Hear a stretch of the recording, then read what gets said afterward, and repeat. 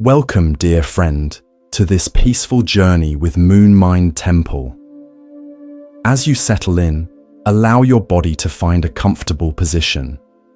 Perhaps you're lying in bed, ready to drift into restful sleep, or maybe you're seeking a moment of tranquility amidst your day.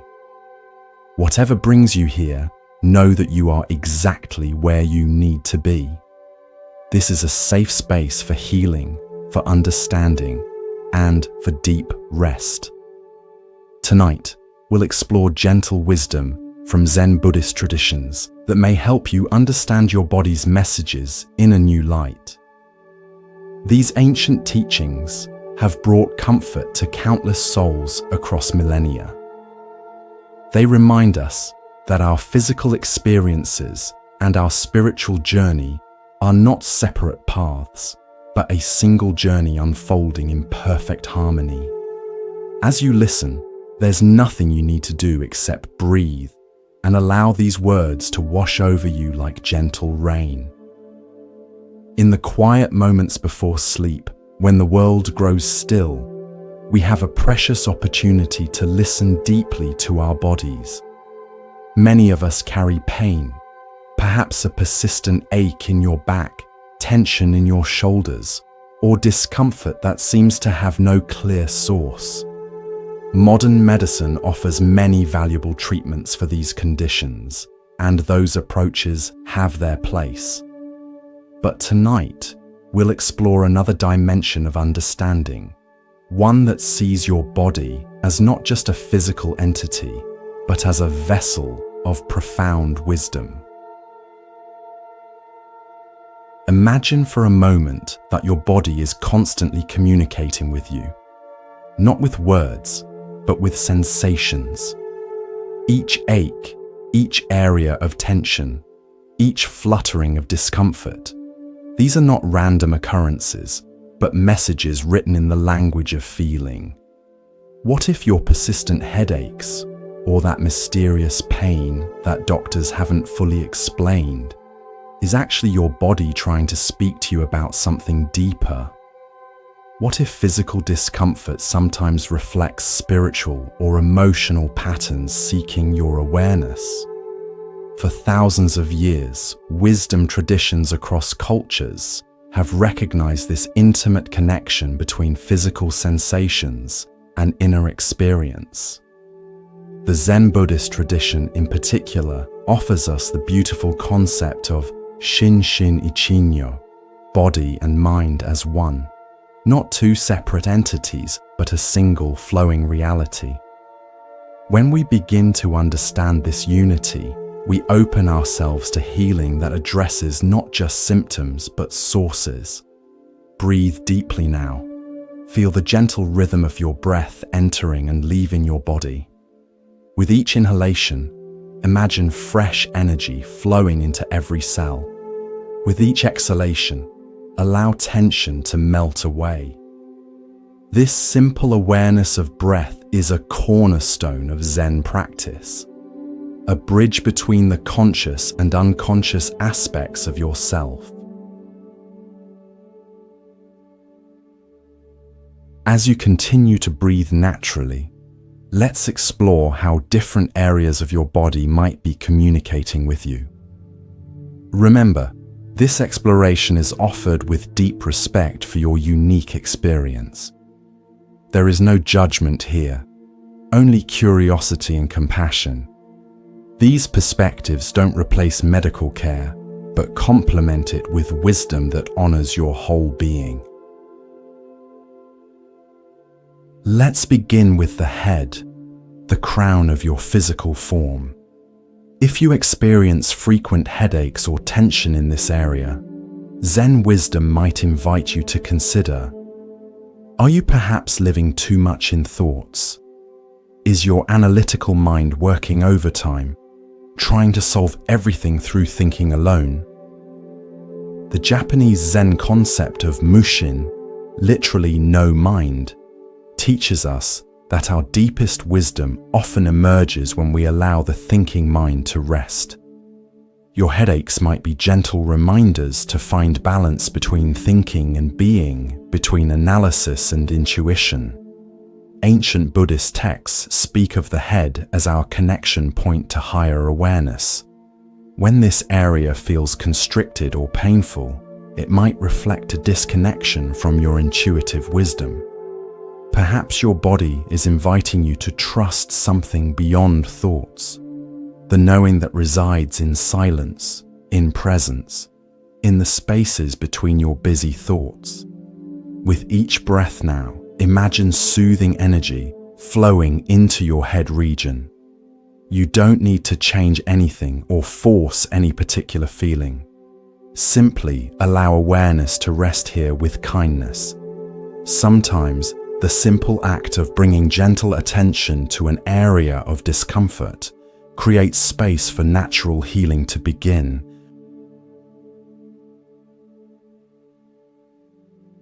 Moving now to the neck, the bridge between your head and your heart. The neck allows your head to turn and see different perspectives. Pain or stiffness here might reflect a certain rigidity in viewpoint, a reluctance to see situations from different angles.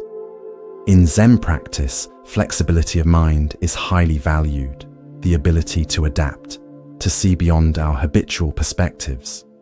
Your neck also represents the integration of thought and feeling, of mind and heart. Discomfort here might ask, is there harmony between what you think and what you feel? Are your actions aligned with your deeper values? The Buddha taught the importance of right view, seeing clearly without distortion. Perhaps your neck is inviting you to align your perceptions more closely with your heart's wisdom. As you breathe, allow your awareness to gently surround your neck area. Notice any sensations present without trying to change them. In this simple noticing, you're already beginning a healing dialogue with your body's wisdom. The throat center relates to expression and truth in many traditions.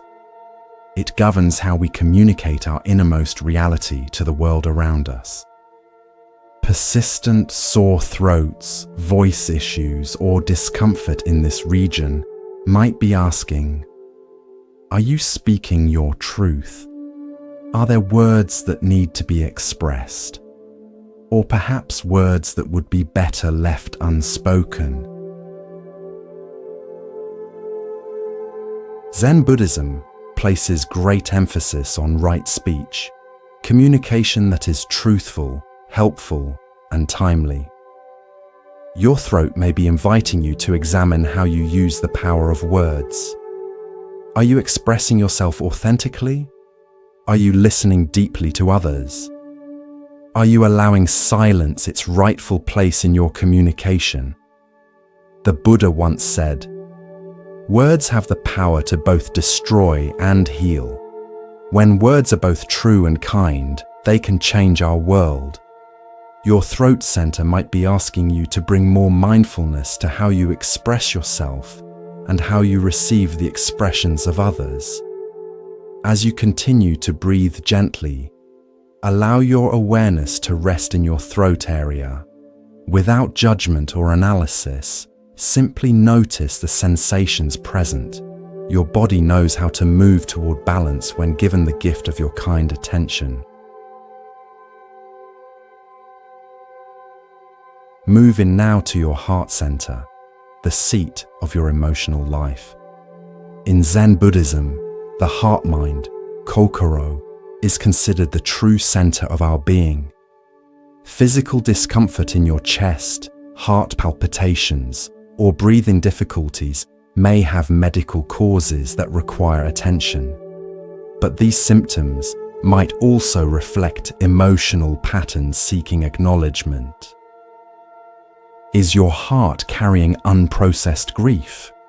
Have past hurts created protective barriers around your capacity to feel deeply? The Buddhist practice of metta, loving kindness, begins with extending compassion toward yourself, especially to the parts of your experience that feel wounded or vulnerable. A Zen story tells of a student who asked his teacher, "Master, what is the most important thing?" The teacher replied, "An open heart." Whatever your heart has experienced, joy or sorrow, connection or loss, it continues to beat, continues to sustain your life moment by moment.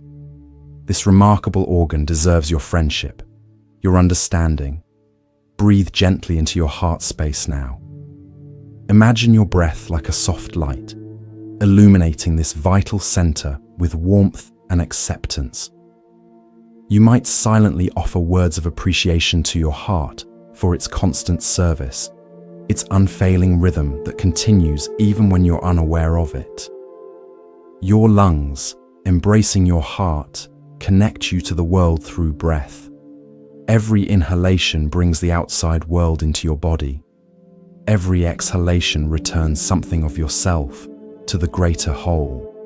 Breathing difficulties might reflect not just physical conditions, but also our relationship with receiving and giving, with allowing life to flow through us without restriction. Zen meditation begins and ends with awareness of breath, not controlling it, not forcing it, but simply witnessing its natural rhythm. This witnessing itself can bring profound relaxation as your nervous system recognizes that all is well, that you are safely held in the embrace of the present moment. Take several deep, nourishing breaths now. Feel how your entire torso expands to receive the breath, then naturally releases it. This rhythm has been with you since your first moment of life and will remain until your last. It is perhaps the most fundamental meditation, this simple attention to the miracle of breathing. Moving now to your digestive system, the region that processes what you take in from the world. Stomach discomfort, digestive issues, or imbalances in this area are incredibly common in our modern life. Beyond physical causes like diet and bacteria, this region often reflects our relationship with experience itself, how we digest life's events. Zen practice includes mindful eating, paying full attention to the taste, texture, and nourishment of food.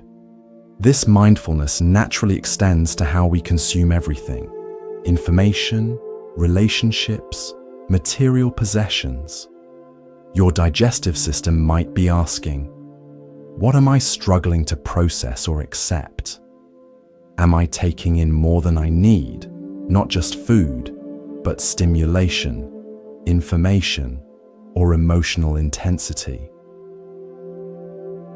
The Buddha taught the middle way, a path of moderation between extremes. This wisdom applies beautifully to our relationship with consumption of all kinds.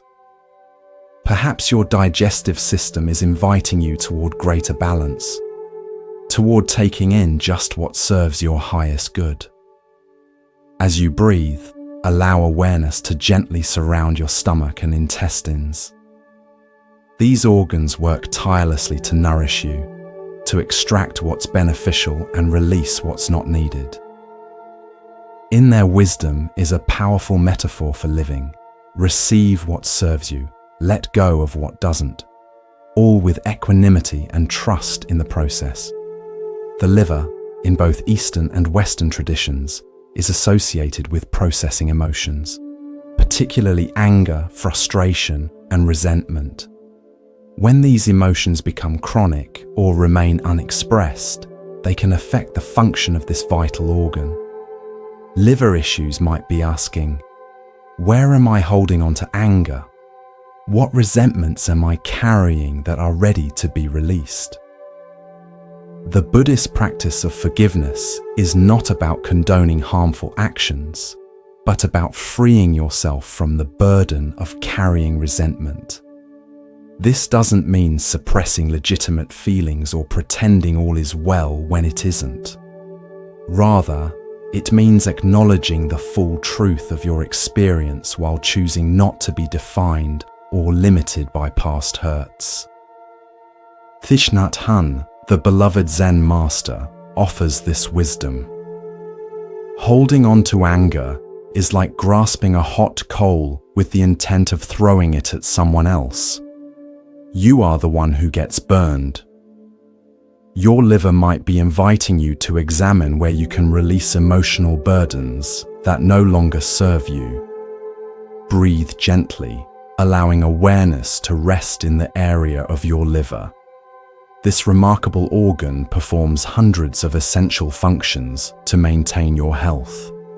It deserves your friendship, your understanding, and the gift of emotional balance that comes from processing feelings as they arise rather than storing them. Your kidneys, according to many healing traditions, relate to our most fundamental fears, particularly fears around survival and security. These vital organs filter your blood, maintaining the delicate balance of fluids and minerals that sustain your life. When kidney function is compromised, it might reflect deeper patterns of fear or anxiety that have become chronic. Zen Buddhism offers us the concept of non-fear, not as the absence of fear, but as the capacity to be with fear without being controlled by it.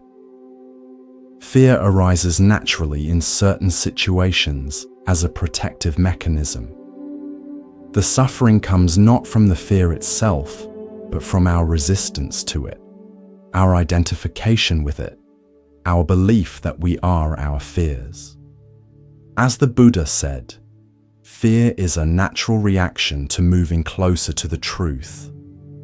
Sometimes what we fear most is not danger, but our own capacity for awakening, for living fully. Your kidneys might be asking you to examine your relationship with fear itself, to recognize where protective caution has perhaps become limiting avoidance. As you continue to breathe naturally, allow awareness to gently surround your kidney region. These remarkable organs are constantly working to maintain your body's delicate balance. They deserve your appreciation, your understanding, and the sense of basic safety that comes from recognizing your intrinsic belonging in the web of life.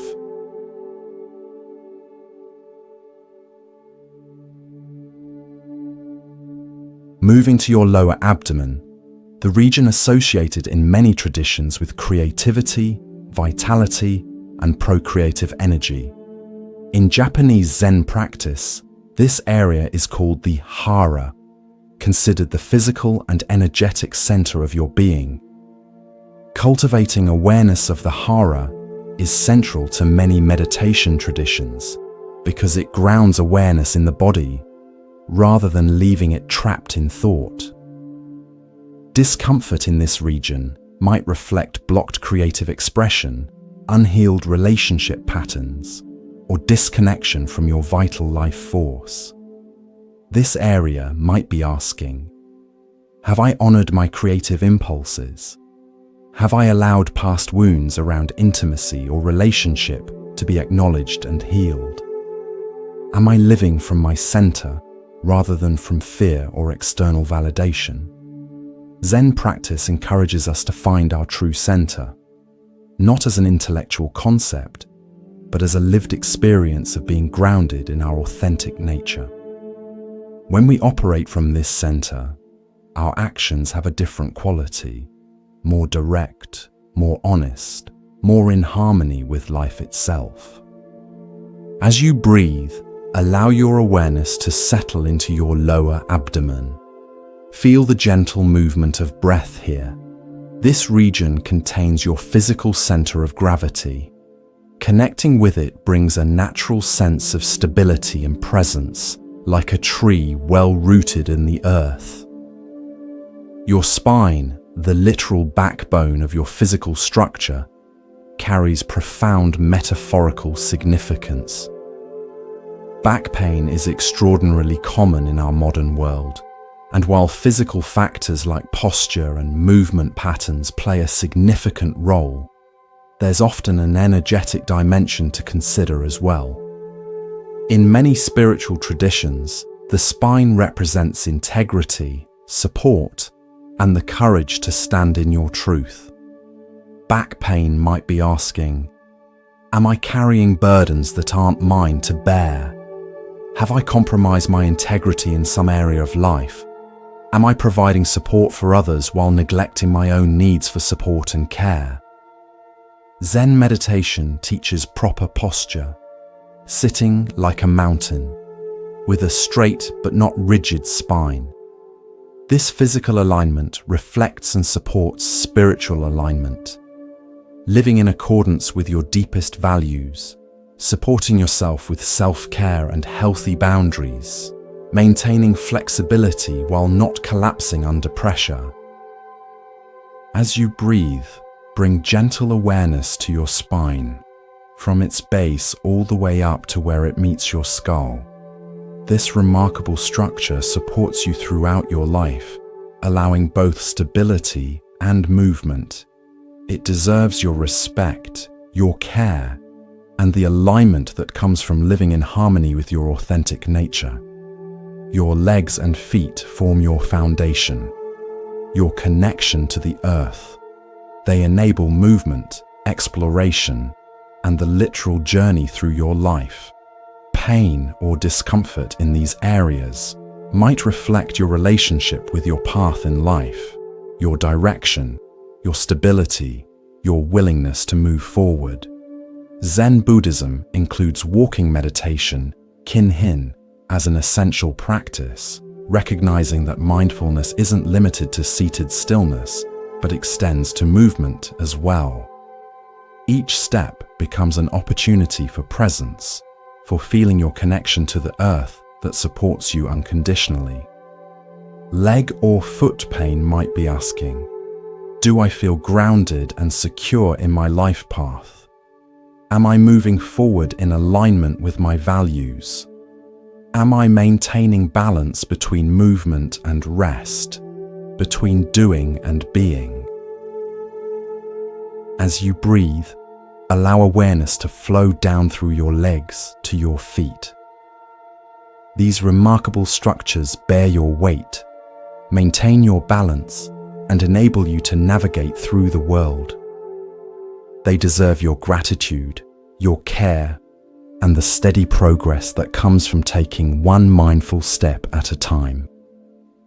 Your skin, your largest organ and your boundary with the world, speaks its own unique language. Skin conditions might reflect sensitivity to your environment, challenges with boundaries, or emotions seeking expression. This remarkable organ constantly mediates between your inner reality and the outer world, protecting you while allowing necessary exchange. In Buddhist understanding, healthy boundaries are neither rigid walls nor complete absence of protection. Rather, they are mindful membranes that allow connection while maintaining integrity. Skin issues might be asking, where do I need clearer boundaries? What am I absorbing from my environment that doesn't serve me? What needs to find expression from within? The Zen concept of just this, being fully present with what is, applies beautifully to skin conditions. Instead of rejecting or fighting against these manifestations, can you bring gentle curiosity to what is expressing itself through your skin? This non-judgmental awareness itself often creates space for healing. As you breathe, imagine your breath gently touching your skin from the inside, bringing nourishment and ease to every cell. Your skin has been with you since before birth, constantly renewing itself, constantly adapting to protect you. It deserves your appreciation, your understanding, and the clear boundaries that allow you to engage with the world on your own terms. crucial understanding in this exploration. None of this is about blame or judgment. Your body's messages are not punishments or failings. They are invitations to awareness, to healing, to greater alignment between your physical experience and your deeper nature. This perspective aligns with the Buddhist understanding of karma, not as punishment, but as the natural unfolding of causes and conditions, as teacher rather than judge. Your body's patterns aren't condemning you, they're communicating with you. They're showing you where energy may have become stuck, where healing may be needed, where attention might serve your highest good. This communication comes not from criticism, but from the deep wisdom that animates every cell of your being. The Buddha taught that suffering arises not from pain itself, but from our resistance to pain, our judgments about it, our stories around it. When we fight against physical discomfort, we often create a second layer of suffering, mental and emotional distress that compounds the physical experience. Zen practice offers the radical alternative of being present with sensation just as it is, neither pushing it away nor becoming identified with it. In this spacious presence, we discover that even intense sensations naturally arise, change, and pass away. Nothing is permanent. Everything is in constant flux. As you continue to breathe gently, notice if there's any area of your body that's currently speaking to you through sensation. Without trying to change anything, can you simply bring kind awareness to this area? Can you listen without immediately trying to fix or judge or analyze? This simple, compassionate presence is the beginning of a healing dialogue with your body's wisdom.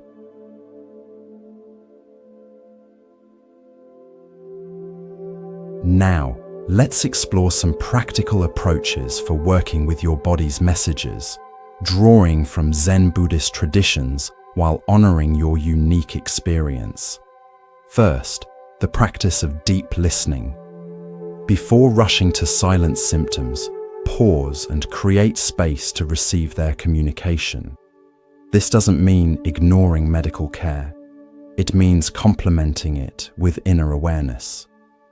Zen offers the practice of the body scan, moving your attention slowly through your body with friendly curiosity, noting sensations without judgment.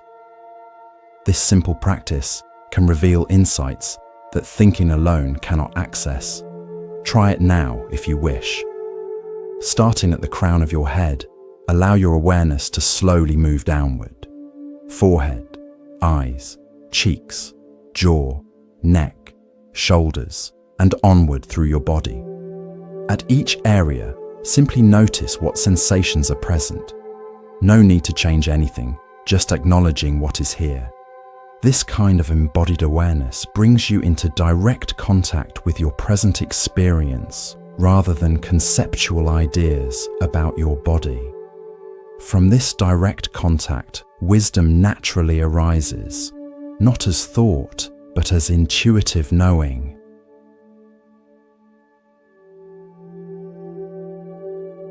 The second approach is honoring emotions as they arise in your body. Many physical symptoms have emotional components, emotions that have perhaps gone unacknowledged or unexpressed. Anger, grief, fear. These aren't just mental states. They're physical experiences that, when suppressed, can manifest as symptoms. Buddhism teaches that emotions are like weather patterns. They arise, they pass. The suffering comes not from having emotions, but from either clinging to pleasant ones or rejecting uncomfortable ones. Practice acknowledging all emotional states with equanimity, recognizing their temporary nature. Zen master Thich Nhat Hanh offers this guidance. Feelings come and go like clouds in a windy sky. Conscious breathing is my anchor. When you notice emotional energy in your body, can you simply acknowledge its presence, breathe with it, allow it to be as it is without feeding it with stories? This simple presence often allows emotional energy to move and transform rather than becoming stuck. The third approach is exploring the healing power of presence itself. Many spiritual traditions, especially Zen, emphasize that simply being fully present has enormous healing potential. When you're truly present, energy that has been stuck begins to flow, patterns begin to shift, healing becomes possible. The Zen teaching of being present with what is isn't passive resignation. It's active engagement with reality as it unfolds. This presence itself can be deeply healing for body and spirit alike. Practice bringing your full attention to this moment, not divided between past and future, not fragmented among many concerns, but fully here with what is. Notice the sensations in your body, the sounds around you, the rhythm of your breath. In this undivided presence, you touch life directly, and healing naturally emerges. A fourth approach is practicing compassion, especially self-compassion. Judging your symptoms or being frustrated with your body only creates more tension. Instead, approach your body with the same kindness you would offer a dear friend who's suffering. The Buddhist practice of metta, loving kindness, can be directed towards specific parts of your body that are in pain. Rather than resisting discomfort, try directing thoughts like, "May you be at ease, may you be peaceful," toward areas of tension or pain. Imagine speaking to a part of your body that's in pain as you would to a frightened child. With gentleness, with reassurance, with patience. This compassionate approach creates a very different internal environment than frustration or rejection. An environment where healing is much more likely to flourish. The fifth approach is recognizing patterns in your physical experience. Notice if certain symptoms appear in specific situations or emotional states. These patterns can reveal connections between your physical sensations and your mental emotional landscape. Zen Buddhism teaches us to notice patterns without becoming entangled in them, to see with clarity but without attachment. This clear seeing is the beginning of transformation. When you recognize, for instance, that your shoulders tense during certain conversations, or your stomach tightens in certain environments, you gain valuable information about how your body responds to your life circumstances. This pattern recognition isn't about blame, but about awareness. When you see clearly how various factors influence your physical experience, you gain the freedom to make different choices, choices that support your well-being rather than compromise it. As you continue to breathe gently, reflect on whether you've noticed any patterns in your body's responses to different situations in your life. This reflection isn't about analysis, but about allowing insight to emerge naturally from your lived experience. The sixth approach is working with qualified practitioners who understand the body-mind-spirit connection. From skilled acupuncturists to somatic therapists to energy workers, many modalities recognize and work with this holistic understanding of health. Remember the Buddhist middle way, avoiding extremes of either rejecting conventional medicine or relying solely on spiritual explanations. Wisdom lies in integration, in both, and rather than either-or thinking. Your healing journey may include various approaches that complement each other. each addressing different aspects of your whole being. Finally, understand that healing is a journey, not a destination. Your body's language will evolve as you evolve. New sensations may arise not as setbacks, but as signs of deeper layers ready to be addressed. The Zen concept of beginner's mind applies beautifully here, approaching each day, each sensation, each practice with fresh eyes, without assumptions about what it should be. This openness itself creates space for healing to unfold in its own unique way. Your body is not your enemy. It's not punishing you. It's your most loyal companion, constantly communicating, constantly seeking harmony. Even chronic pain, even serious illness, contains within it seeds of wisdom if we're willing to listen with patience and kindness. As you continue to breathe gently, allow a sense of appreciation to fill you for this remarkable body that carries you through life. Whatever its current condition, whether vibrant with health or challenged by illness or pain, it serves you with incredible intelligence and resilience. It deserves your friendship, your understanding, and your partnership in the journey toward wholeness. The Buddha taught that understanding comes not from thinking about reality, but from direct experience of it. Your body offers you this direct experience, moment by moment, the truth of sensation, rather than the stories about sensation. When you learn to listen to your body with compassion and clarity, you discover not just information about physical conditions, but wisdom about life itself. As this exploration continues, remember that there's no rush, no destination to reach. Healing unfolds in its own time, in its own way. Your role is simply to create the conditions where healing can flourish. Conditions of awareness, acceptance, and gentle care. Breathe deeply now. Feel in the rhythm of your breath moving through your body. This simple breath connects you to all living beings who share this same essential rhythm. It connects you to the trees and plants that create the oxygen you breathe.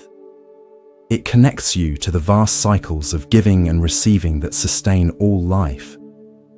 In this interconnection, you are never truly alone. Your experience, including any pain or difficulty you may be facing, exists within a much larger context of shared human experience. The Buddha recognized this universal nature of suffering and the universal potential for liberation from suffering. This recognition was not depressing, but profoundly freeing.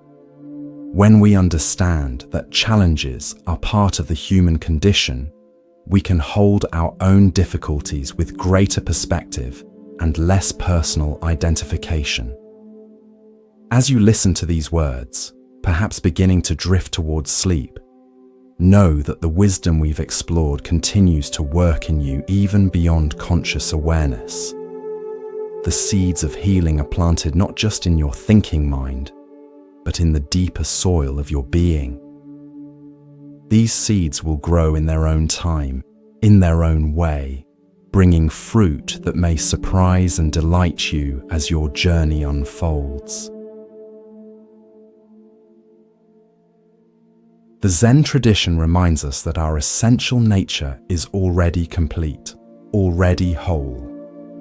Healing isn't about becoming something you're not. It's about removing the obstacles to recognizing what you already are beneath the layers of conditioning, beneath the patterns of tension, beneath the habits of thought that may have obscured your natural state of well-being. Rest now in this natural state, not trying to achieve or become anything, but simply allowing yourself to be as you are in this moment, complete, whole, exactly as you should be. As you continue to rest and listen, let the gentle rhythm of these words carry you deeper into relaxation.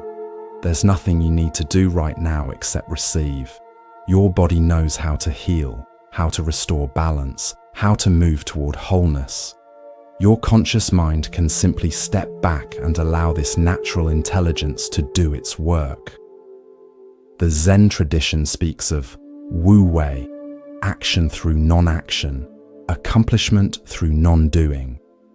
This paradoxical wisdom reminds us that sometimes the most powerful thing we can do is to stop doing, to cease our striving and controlling, and allow life to flow through us unimpeded. In this state of receptive presence, healing often occurs naturally, without effort. Let's continue our gentle exploration of how your body communicates its wisdom through sensation. Remember that this perspective is offered not as absolute truth, but as an invitation to see your physical experience through a different lens, one that honors the profound connection between your body, mind, and spirit. In the Buddhist understanding, these three aspects are not separate entities, but different expressions of a single reality. Your thoughts influence your physical state. Your physical condition affects your emotional landscape. Your spiritual awareness transforms how you experience both thought and sensation. These dimensions constantly interweave, constantly inform each other. Consider how quickly your body responds to a thought of danger. Your heart rate increases, your muscles tense, your breathing changes. These physical responses happen automatically, without conscious direction. Similarly, when you're physically ill or in pain, your thoughts and emotions are affected. This intimate connection works in all directions, creating a dynamic system that's constantly seeking balance. The Buddha recognized this interconnection over 2,600 years ago, long before modern science began to explore the relationships between stress and illness, between emotional states and physical health. This ancient wisdom doesn't contradict medical understanding, but complements it, adding dimensions of awareness that purely physical explanations might overlook. Let's explore more deeply how this understanding might illuminate your experience of pain or physical discomfort. Pain itself is not the enemy in the Buddhist view. Pain is simply information, the body's signal that something needs attention. The suffering arises not from the pain itself, but from our resistance to it, our fear of it, our stories about what it means. Imagine touching a hot stove.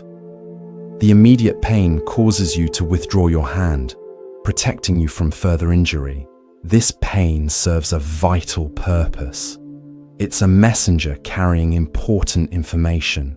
The problem comes when pain persists beyond its usefulness, when the message continues after it's been delivered and acknowledged.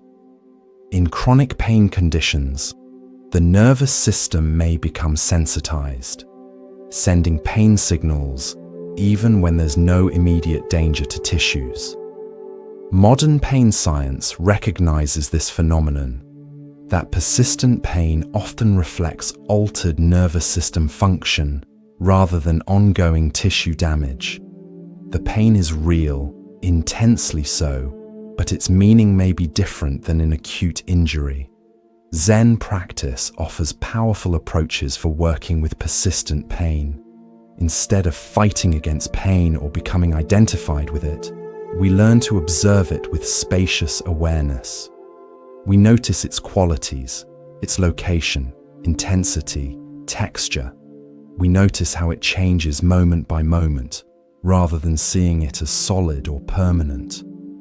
We notice the distinction between the sensation itself and our thoughts about the sensation. This mindful observation doesn't necessarily eliminate pain, but it often transforms our relationship with it. The pain may still be present, but it becomes just one aspect of our experience rather than defining or dominating it. Many people discover that when they stop fighting against pain, it somehow becomes more manageable, less overwhelming. The Buddha offered a powerful teaching through the metaphor of two arrows. The first arrow is the unavoidable pain of life, the physical sensations that arise from illness, injury, or aging. The second arrow is what we add to that experience through resistance, judgment, or fear. While we may not always be able to avoid the first arrow, we can learn not to shoot ourselves with the second. As you continue to breathe gently, notice if there's any area of discomfort in your body right now. Without trying to change this sensation, can you simply observe it with kind attention? Notice its qualities, its boundaries, how it might shift as you breathe with it. This simple, non-reactive observation is the beginning of transforming your relationship with pain. Another dimension of understanding pain comes from recognizing patterns that may connect physical sensations with emotional states or life circumstances. These connections aren't about blame, they're about awareness, about recognizing the wholeness of your experience rather than fragmenting it into separate categories. For example, many people notice that stress manifests in predictable physical ways, perhaps as tension in the shoulders, tightness in the jaw, or discomfort in the stomach. These physical expressions of stress aren't imaginary or just psychological. They're real bodily responses to emotional states. Understanding these patterns gives you valuable information about how your unique system responds to different life conditions. Similarly, physical illness or injury affects your emotional landscape. Anyone who has experienced significant pain knows how it can influence mood, patience, and perspective. Again, these emotional responses aren't weakness or failure.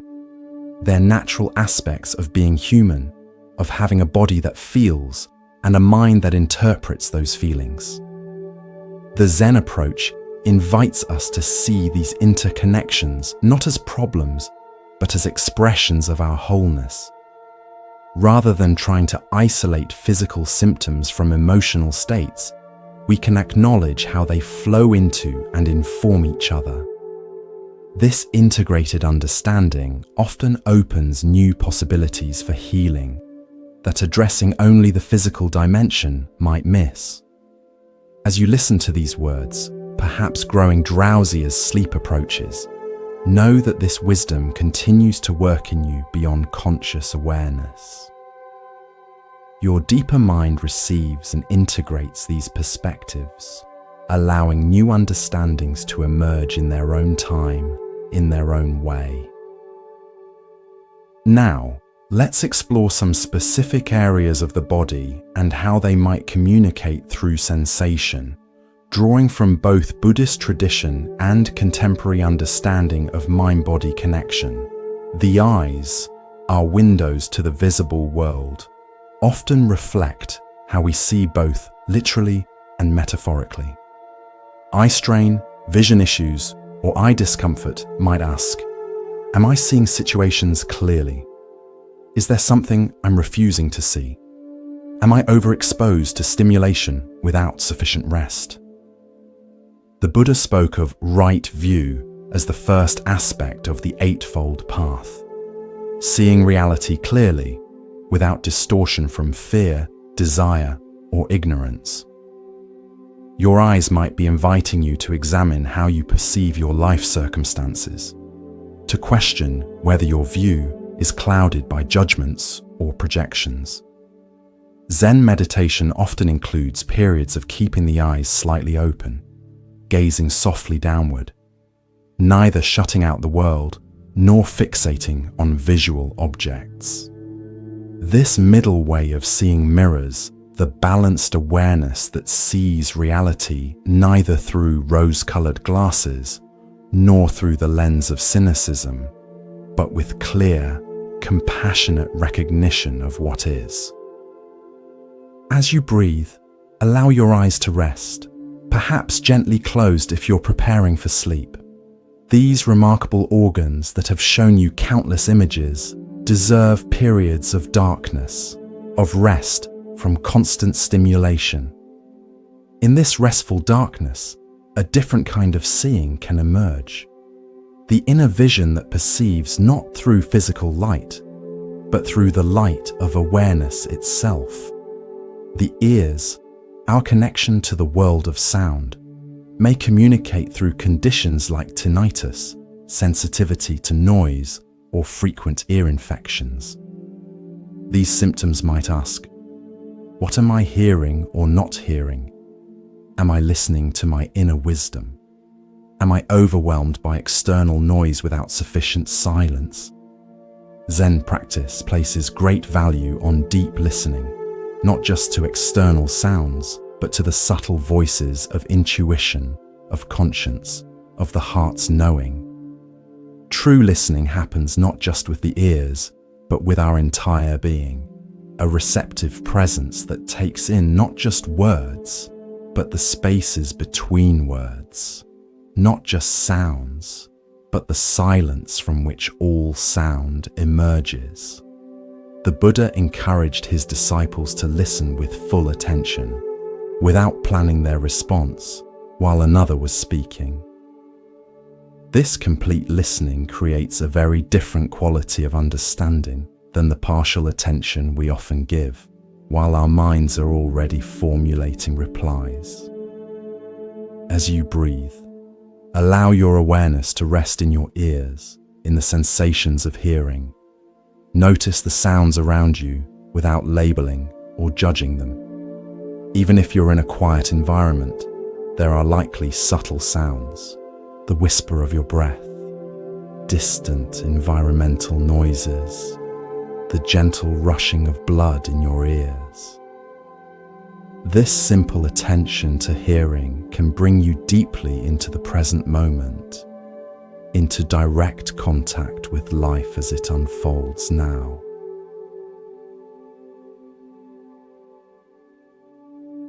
The jaw area carries tension for many people in our modern world. Clenching, grinding, TMJ pain. These common conditions might reflect unexpressed words, suppressed emotions, or the habit of gritting your teeth through difficult situations rather than acknowledging their impact. In Zen temples, meals are eaten in silence, with full attention to the act of chewing, tasting, swallowing. This mindful eating naturally relaxes the jaw, allowing it to perform its function without the added tension of rushing or unconscious stress. Your jaw might be inviting you to bring this kind of mindful attention to how you receive nourishment, how you process experience, how you express or withhold expression. As you breathe, allow your awareness to rest in your jaw area. Notice if there's tension here, and without trying to force relaxation, simply invite softening with your attention. The hinge of your jaw is designed to move freely, to open and close without strain. Remembering this natural capacity for ease can itself invite a letting go of unnecessary tension.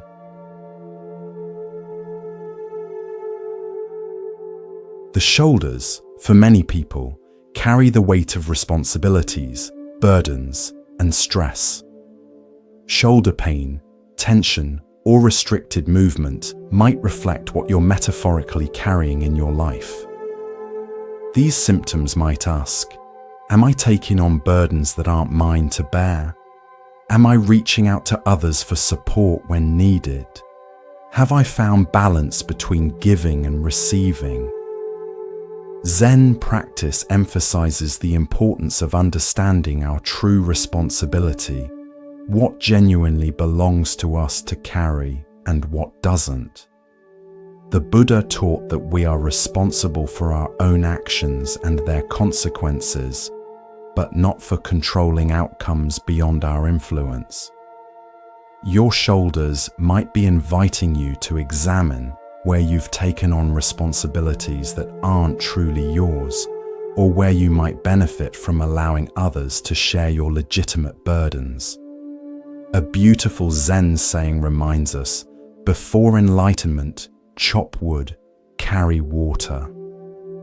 After enlightenment, chop wood, carry water. Our responsibilities don't disappear with spiritual awareness, but our relationship to them transforms. We carry what's ours to carry with presence rather than resistance, with acceptance rather than resentment. As you breathe, allow your awareness to rest in your shoulders. Notice their position, any sensations present. Without forcing change, simply invite them to release whatever they don't need to hold right now.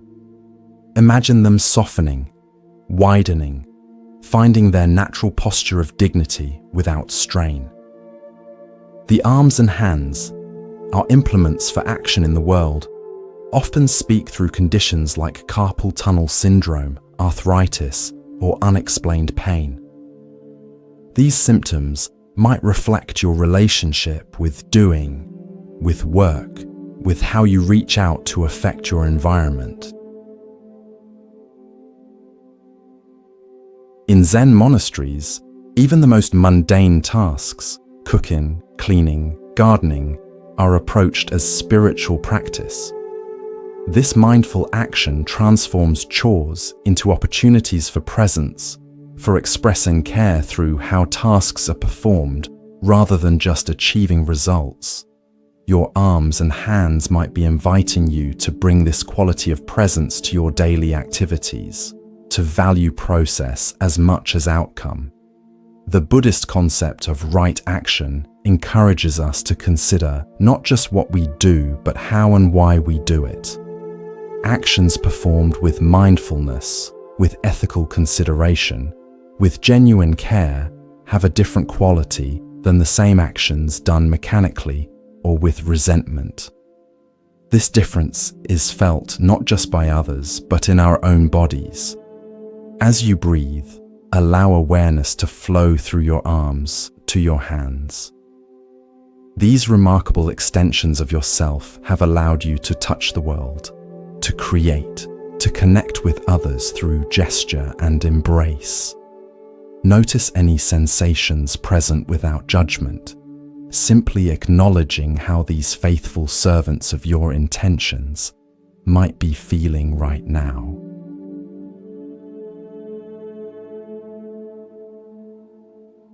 The chest and ribs create a protective cage around your vital organs, while also allowing the essential movement of breath.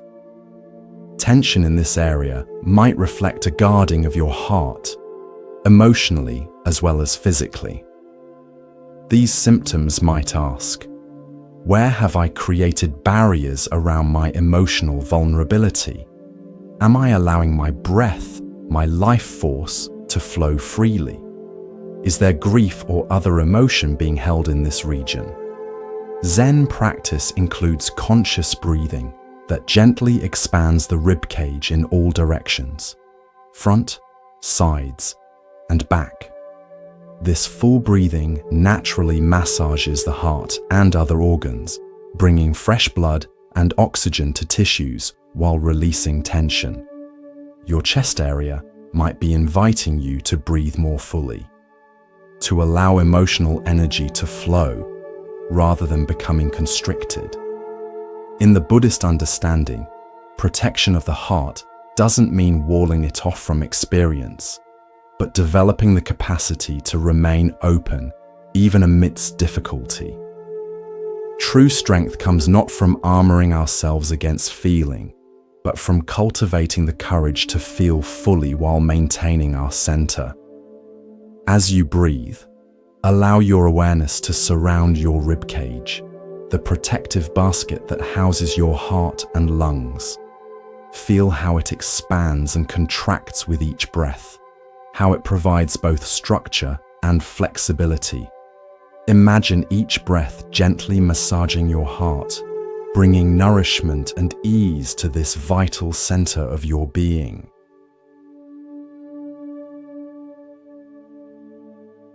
The upper back between the shoulder blades often carries tension related to emotional support and heart protection.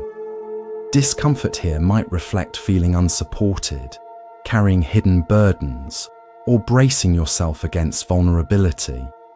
This area might ask, where do I need more support in my life? Am I allowing myself to receive care as well as give it? What am I protecting my heart from experiencing?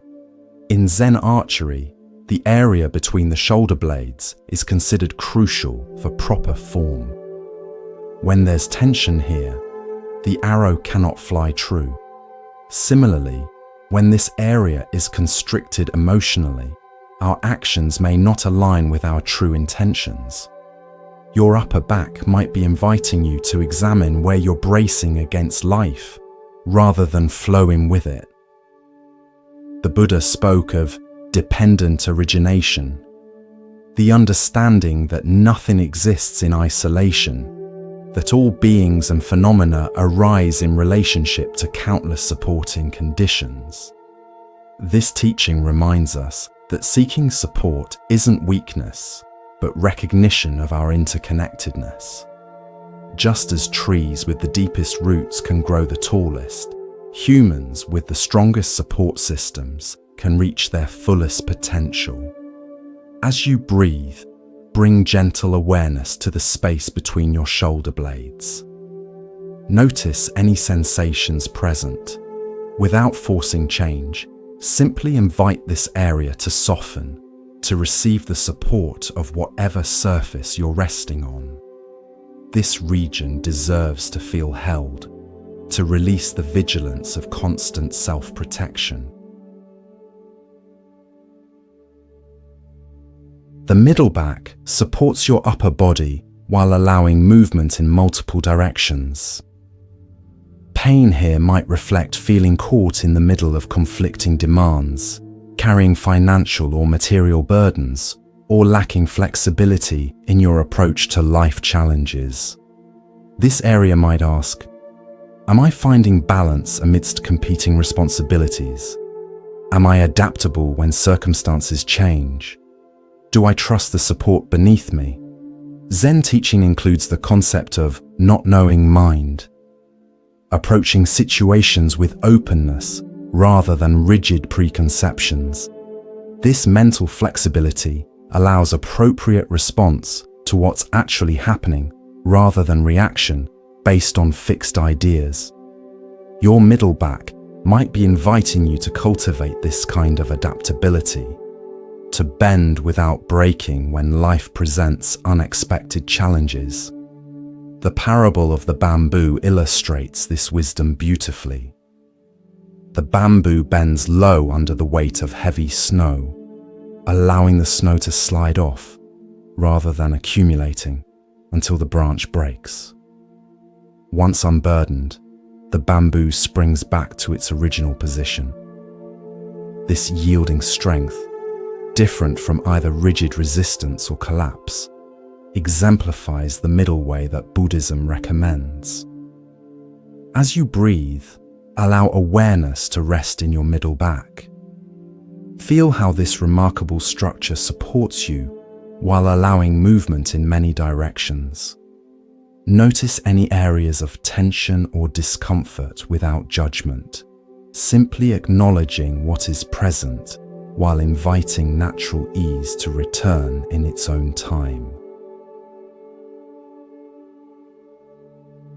The abdomen, the soft, vulnerable center of your physical body, holds many of your vital organs and digestive functions. Beyond the digestive aspects we explored earlier, this region also relates to your core sense of safety, stability, and intuitive knowing. Tension or pain here might reflect feeling unsafe, ungrounded, or disconnected from your instinctual wisdom. In many meditation traditions, including Zen, practitioners are encouraged to focus attention on the lower abdomen, the hara, as a way of centering awareness in the body rather than leaving it scattered among thoughts. This embodied presence brings a natural sense of groundedness, of being fully here rather than lost in concept or speculation. Your abdominal region might be asking, do I feel fundamentally safe in my existence? Am I connected to my intuitive knowing, my gut feelings? Have I created a stable center from which to engage with life's challenges? The Buddha taught the importance of establishing a firm foundation for practice, like a house built on solid ground rather than shifting sand. This foundation includes both external conditions like basic security and internal qualities like ethical integrity.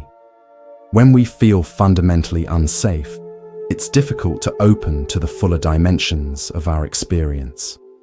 As you breathe, allow your awareness to rest in your abdomen. Feel how this area softens and expands with each inhalation, gently contracts with each exhalation. This natural movement connects you to the most basic rhythm of life, the constant exchange of receiving and releasing, taking in and letting go.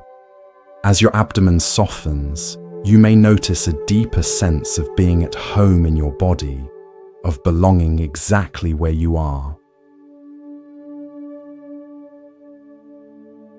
The hips and pelvis form the basin that holds your lower organs and connects your upper body to your legs. This region relates to movement, stability, and in many traditions, to creative and sexual energy. Pain or tension here might reflect resistance to change, old emotional trauma being held in these tissues, or disconnection from your creative life force. In Zen walking meditation, practitioners are taught to move from the center of the pelvis, allowing the legs to swing naturally from this stable core. This centered walking brings a quality of dignity, of groundedness, of being moved from within, rather than pushing forward through willpower alone. Your hip region might be inviting you toward this kind of centered movement through life, neither rushing ahead of yourself nor holding back from full engagement. The Buddhist understanding of impermanence reminds us that everything is in constant flow, constant change. Resistance to this fundamental reality creates tension. Acceptance allows graceful movement with the ever-changing currents of life. Your hips might be asking you to examine where you're resisting necessary change or movement in your life journey. As you breathe, allow awareness to surround your hip region.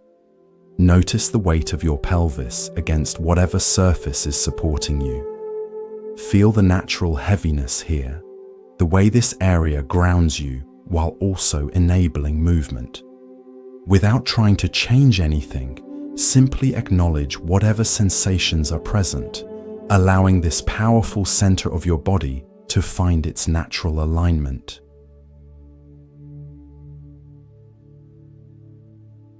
The lower back, a vulnerable area for many people in modern life, supports your upper body while connecting to your pelvis and legs.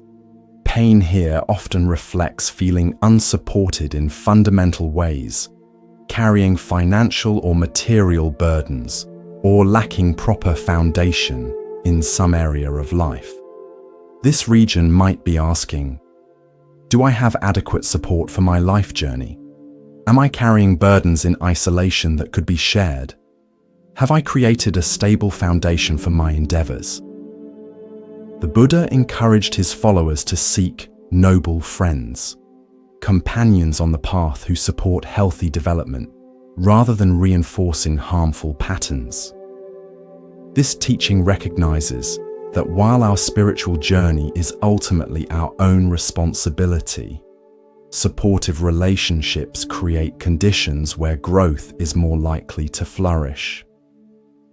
Zen practice includes proper physical support during meditation, a stable cushion or bench that allows the spine to find its natural alignment.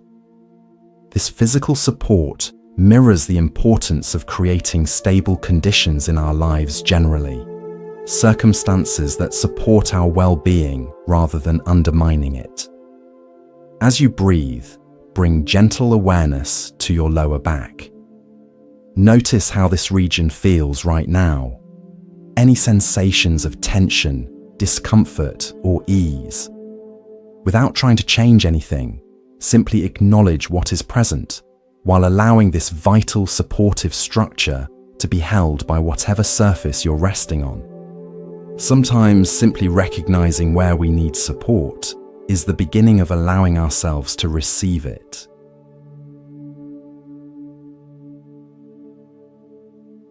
The knees, the hinges that allow both stability and flexibility in your legs, often speak through pain, stiffness, or injury. These symptoms might reflect your approach to forward movement in life, your willingness to bend rather than break under pressure, or your balance between determination and surrender. In Zen practice, walking meditation includes mindful attention to the lifting, moving, and placing of each foot. This conscious movement naturally brings awareness to the knees and their remarkable function in enabling both standing firm and fluid motion. Your knees might be inviting you to find this balance in your life approach, knowing when to stand your ground and when to yield, when to persist and when to adapt. The Buddhist middle way applies beautifully here, finding the balance between extremes, between rigid inflexibility and collapsing without structure. This balance isn't static but responsive, adapting to changing conditions while maintaining integrity. As you breathe, allow awareness to rest in your knee joints. These remarkable hinges have supported you through countless steps, allowed you to sit and rise again, adapted to varying terrains throughout your life journey. Notice any sensations present without judgment, simply acknowledging how these faithful servants of your mobility are feeling in this moment.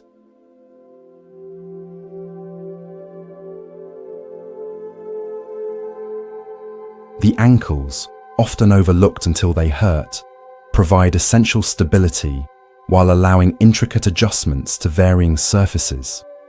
Ankle pain or weakness might reflect feeling unstable in your life path, lacking adaptability to changing circumstances, or uncertainty about your direction. Zen practice includes full attention to each step during walking meditation, feeling the contact of foot with ground, the subtle adjustments each ankle makes to maintain balance. This mindful attention brings appreciation for these complex joints that literally keep us stable as we move through the world. Your ankles might be inviting you to notice where you need more stability in your life path, or perhaps greater adaptability to uneven terrain. The Buddhist teaching of impermanence reminds us that stable footing doesn't mean rigid fixity, but skillful adaptation to constantly changing conditions. True stability comes not from resisting change, but from developing the inner resources to respond appropriately as circumstances evolve. As you breathe, bring gentle awareness to your ankle joints. Feel how they connect your feet to your legs, how they enable both stability and movement. These complex structures have supported literally every step of your life journey. Notice any sensations present with friendly interest, allowing these vital joints to rest completely as they deserve to do. The feet your most direct contact with the earth, carry you through your life journey while constantly adapting to different surfaces and demands. Foot pain, plantar fasciitis, or tension here might reflect your connection to the ground of being, your willingness to move forward on your path, or your fundamental trust in life support. In many Buddhist traditions, including Zen, practitioners begin meditation by bringing awareness to the points where their body contacts the earth, often through the sitting bones, knees, and feet. This deliberate grounding creates a foundation for presence, a literal and energetic connection to what supports us. Your feet might be asking, do I feel connected to the earth, to what fundamentally supports me? Am I moving forward on my life path with confidence or hesitation? Am I aware of where I'm actually standing right now, or am I lost in thoughts about elsewhere? The Buddha encouraged his followers to be islands unto themselves, not in the sense of isolation, but in the sense of finding stability within, rather than constantly seeking it externally. This inner stability allows confident movement through life, regardless of whether the path is smooth or rocky. As you breathe, allow awareness to flow into your feet. These remarkable structures contain 26 bones each, arranged in arches that distribute your weight and absorb shock with every step. They have carried you faithfully through your entire life. Notice any sensations present with appreciation for how these often overlooked parts of yourself connect you literally to the ground beneath you.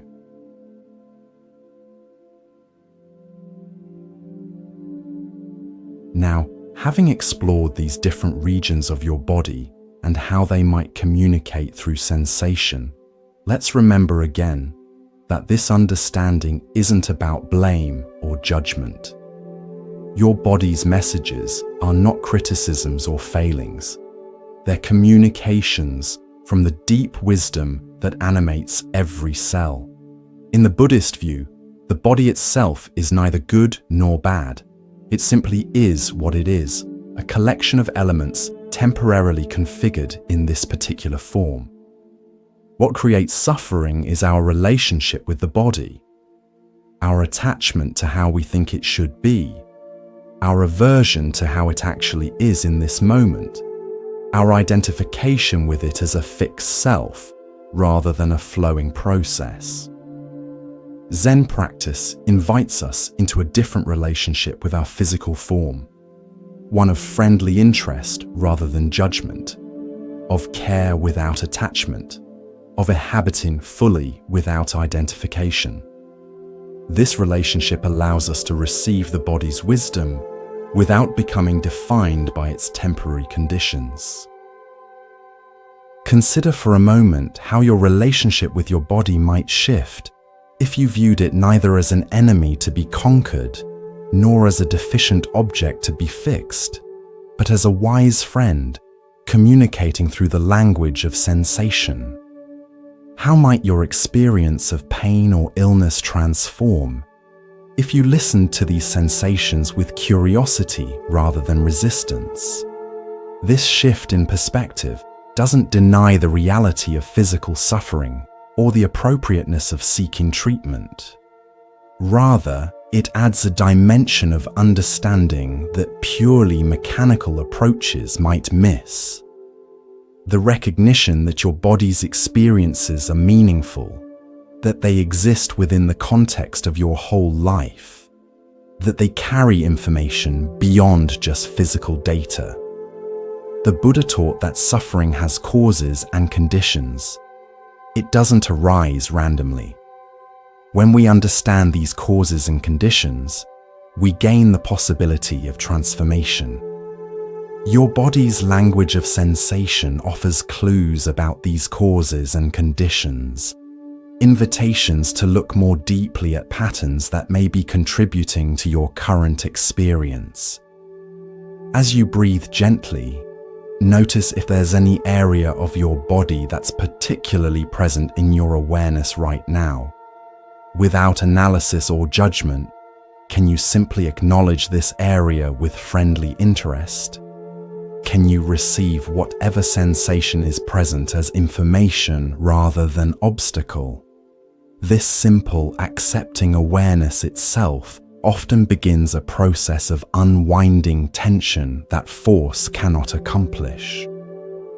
Now, let's explore some practical approaches for working with physical discomfort or illness, drawing from Zen Buddhist wisdom while honoring the unique nature of your experience. First, the practice of non-resistance. When pain or illness arises, our natural tendency is often to fight against it, to contract around it, to see it as an enemy to be defeated. While this fighting energy has its place, particularly in acute situations, it often creates a secondary layer of suffering. The suffering of struggle added to the original discomfort. Zen offers the radical alternative of meeting pain directly, without the additional layer of resistance. This doesn't mean passive resignation, but active engagement with what is actually happening, rather than with our ideas or fears about what's happening. When we stop fighting against reality as it is in this moment, we often discover new possibilities for working with it skillfully. Try this simple practice. When discomfort arises, instead of immediately trying to change or fix it, pause and take 3 conscious breaths. During these breaths, simply acknowledge the sensation as it is, without adding stories about what it means or how long it might last. Just this brief pause can interrupt habitual patterns of reaction and create space for more skillful response. Second, the practice of gentle inquiry. Rather than immediately labeling pain as bad and trying to eliminate it, we can bring curious attention to its qualities. What exactly is this sensation? Where are its boundaries? Is it constant or does it fluctuate? Is it actually one solid thing or composed of different elements, perhaps pressure, warmth, tingling? This detailed attention often reveals that what we call pain isn't actually a solid, unchanging entity, but a flow of varying sensations. When seen in this way, even intense discomfort can become workable. We begin to notice the spaces between sensations, the moments when intensity lessens, the aspects of our experience that aren't painful at all. The Buddha taught the practice of clear seeing, perceiving reality as it actually is, rather than as we conceptualize it to be. This clear seeing doesn't eliminate challenges, but transforms our relationship with them from solid opposition to fluid engagement. Try this approach next time discomfort arises. Instead of labeling it immediately as pain or problem, explore it with friendly curiosity. What are its actual qualities right now? How does it change as you breathe with it? This exploration isn't about analysis, but about direct perception, coming into relationship with sensation itself, rather than concepts about sensation. Third, the practice of kind attention. Our habitual tendency with pain is often to meet it with fear, frustration, or rejection. These emotional responses, while completely understandable, often increase both physical tension and mental suffering. What happens when we deliberately bring qualities of kindness and compassion to areas of discomfort? Many people discover that when they stop fighting against pain and instead surround it with gentle attention, the same quality they might offer to a suffering child or animal, something shifts. The sensation itself might not immediately disappear, but their relationship with it transforms, creating space for natural healing processes to operate more effectively. The Buddhist practice of metta, loving kindness, traditionally begins with offering good wishes to oneself. May I be safe, may I be healthy, may I be at ease. This self-compassion isn't selfish but necessary. We cannot authentically extend kindness to others if we're constantly harsh with ourselves. Your areas of physical discomfort deserve this same kindness, not because they're pleasant, but because they're part of your experience right now. Try directing thoughts of kindness toward areas of discomfort. May this area be held in compassion. May ease come to this region in its own time. Notice how this deliberate kindness affects both the physical sensation and your emotional response to it.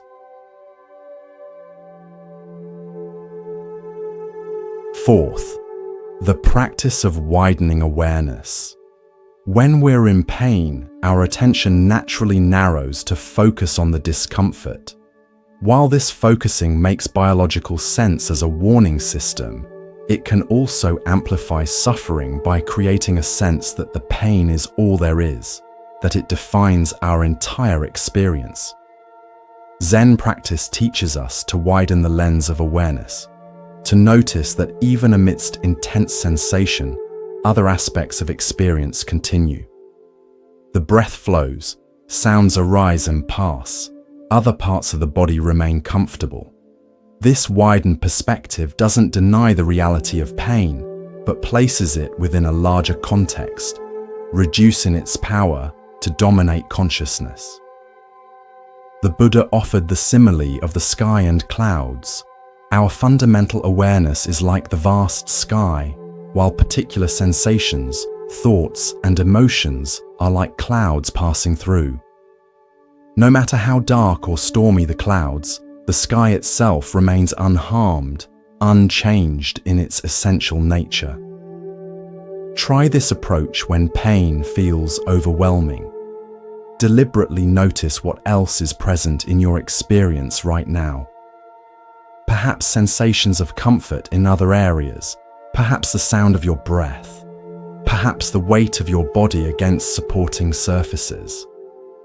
This widened awareness reminds you that pain is something you're experiencing rather than something you are. Fifth, the practice of impermanence. The Buddha identified 3 marks of existence: impermanence, unsatisfactoriness, and non-self. Of these, impermanence offers particular wisdom for working with physical discomfort. Everything changes, everything flows, nothing remains fixed forever, not even the most intense pain. When we're suffering, time often seems to stop, creating the feeling that this will never end. Yet with careful attention, we can notice that even within pain, there is movement, fluctuation, change.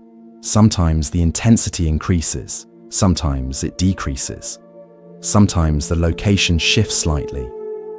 These observations remind us viscerally that sensation is a process, not a fixed entity. Zen practice cultivates this awareness of impermanence, not as a philosophical concept, but as lived reality. We notice how each breath is different from the last, how subtle sensations arise and pass moment by moment, how nothing remains exactly the same for even an instant.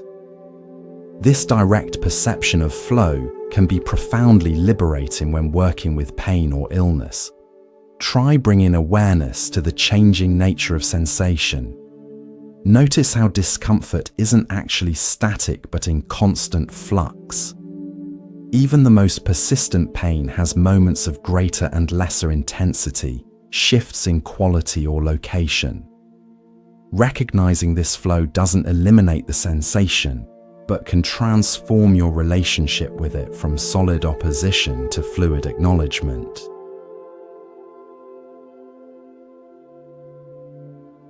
Sixth, the practice of finding meaning without blame.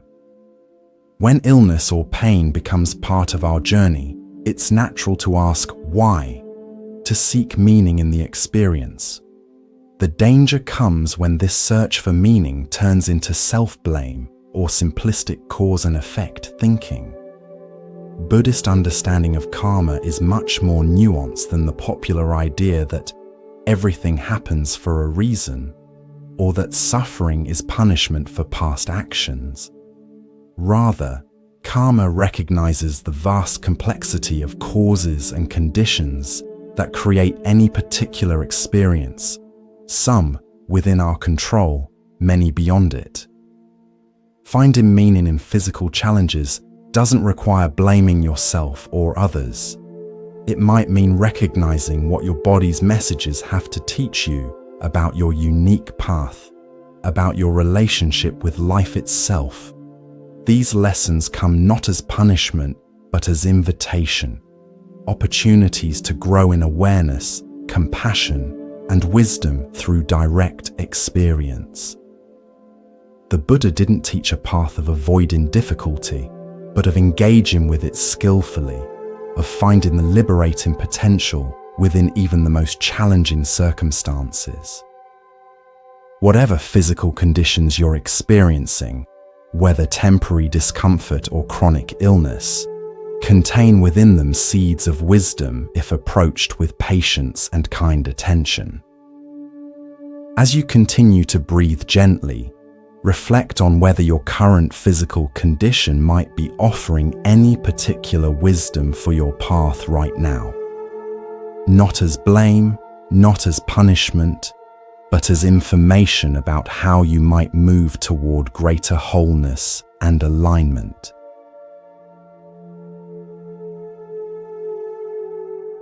Seventh, the practice of appropriate action. While Zen emphasizes acceptance of present reality, this acceptance isn't passive resignation, but the foundation for skillful response. Once we've clearly seen what is, without resistance or denial, we can take whatever actions are appropriate to address suffering. This might mean seeking medical treatment, changing diet or exercise patterns, modifying environmental factors, or adjusting how you use your body in daily activities.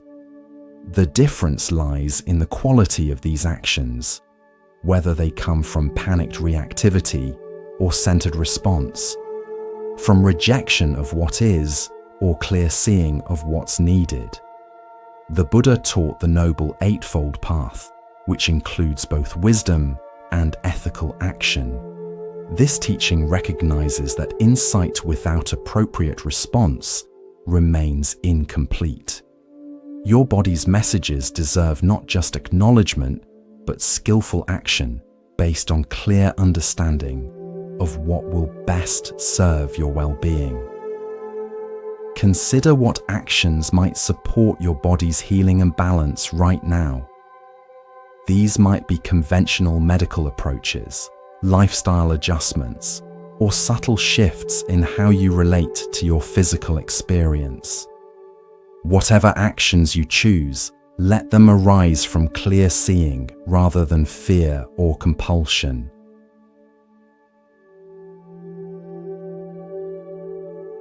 Finally, the practice of patience and trust.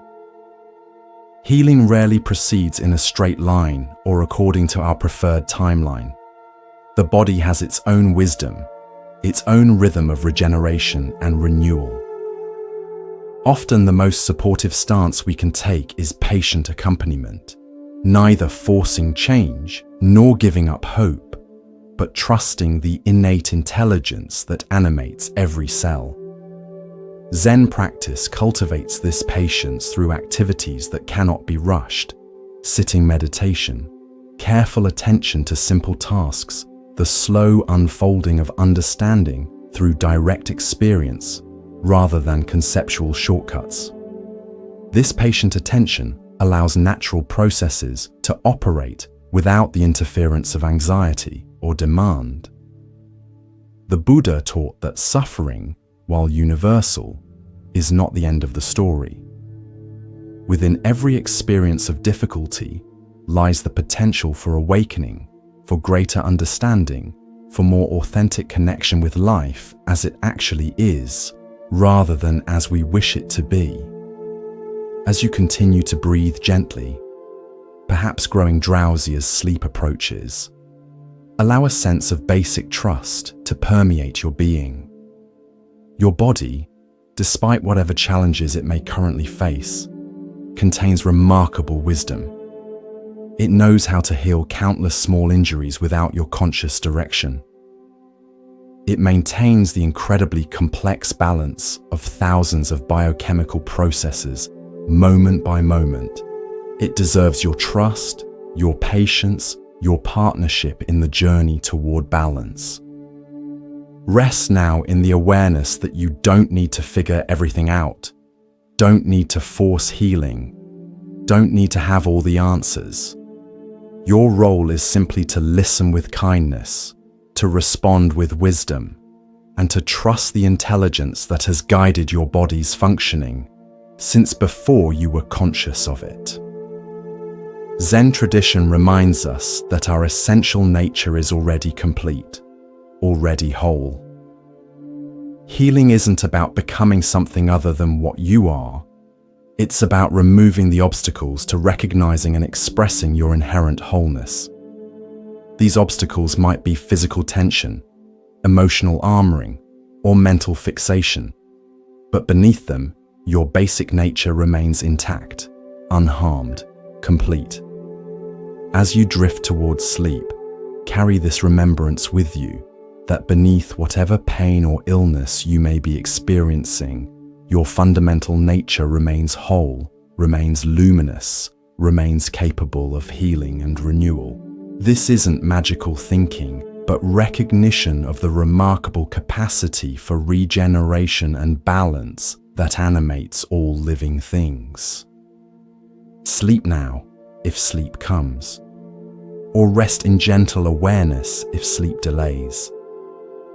Either way, know that healing processes continue whether you're conscious of them or not. Your body knows what to do. Your role is simply to create the conditions where healing can flourish. Conditions of kindness, of patience, of trust in the wisdom that has sustained you every moment of your life. As you continue to rest deeply, perhaps drifting between wakefulness and sleep, allow these gentle teachings to work in you beyond conscious thought. The wisdom of your body operates continuously, whether you're awake or asleep, whether you're actively focusing on healing or simply resting in awareness. Trust this process, this unfolding, this natural movement toward balance. The Zen tradition speaks of our original nature as being like water, naturally clear, naturally flowing. When water becomes cloudy, it doesn't require elaborate methods to become clear again. Simply allowing it to be still causes the sediment to gradually settle, revealing the inherent clarity that was never actually lost, only temporarily obscured. Similarly, your natural state of well-being often begins to re-emerge when you simply create conditions of restful awareness, allowing the agitation of both body and mind to gradually settle. Let's continue our gentle exploration of the body-mind-spirit connection through the lens of Zen Buddhist wisdom. Remember that these perspectives are offered not as definitive explanations, but as invitations to see your physical experience from different angles, to recognize dimensions of meaning that purely mechanistic approaches might overlook. In Buddhist understanding, everything arises from causes and conditions. Nothing exists in isolation. Nothing happens randomly. This principle applies to physical experiences as much as to any other aspect of life. Your current bodily condition, whether vibrant health, temporary illness, or chronic challenge, has emerged from countless interweaving factors, some obvious, others subtle. Some of these factors are material, genetics, environment, nutrition, movement patterns. Others are less tangible but equally influential: emotional states, thought patterns, spiritual alignment or disconnection. The Buddha didn't separate these dimensions into isolated categories, but recognized their constant interplay, their mutual influence. This holistic understanding doesn't mean that every physical symptom has a direct emotional cause, or that spiritual practice alone can address all bodily concerns. Rather, it invites us to consider the full spectrum of factors that might be influencing our physical experience, to work with these multiple dimensions rather than reducing everything to a single explanation. With this understanding as background, let's explore some specific experiences that many people encounter in their physical journey, and how Zen Buddhist perspectives might illuminate these challenges. Insomnia, difficulty falling or staying asleep, affects millions of people around the world. Modern medicine recognizes various physical and psychological factors that contribute to sleep disturbance. The Buddhist perspective adds another dimension of understanding, seeing insomnia not just as a problem to fix, but as a potential messenger carrying information about our relationship with surrender, with trust, with the natural cycles of activity and rest. Sleep requires a fundamental letting go, a release of control, a surrender to a state of consciousness different from our waking awareness. For many people, particularly those who maintain rigid control during waking hours, this surrender can feel threatening at some level. The mind creates reasons to stay alert, to maintain vigilance, to resist the vulnerability of sleep. Zen practice doesn't try to force sleep, but creates conditions where sleep can naturally arise. Rather than struggling against wakefulness, which often increases alertness, we simply rest in present awareness, allowing the body and mind to find their natural rhythm. This non-striving approach often allows the nervous system to shift gradually from fight or flight mode to rest and digest, creating internal conditions conducive to sleep. If you're listening to these words while struggling with insomnia, know that you're not failing, not doing something wrong. Sleep isn't something you can force through willpower. Instead, simply allow yourself to rest in the present moment, neither grasping for sleep nor pushing it away. Notice the sensations of your body against supporting surfaces, the rhythm of your breath, the thoughts and feelings that arise without becoming identified with their content. This restful awareness itself is healing, regardless of whether sleep immediately follows. The Buddha taught that everything changes, everything flows. This applies to states of wakefulness as much as to any other condition. By resting in the present without anxious thoughts about sleep, you create space for natural transitions to occur in their own time, in their own way.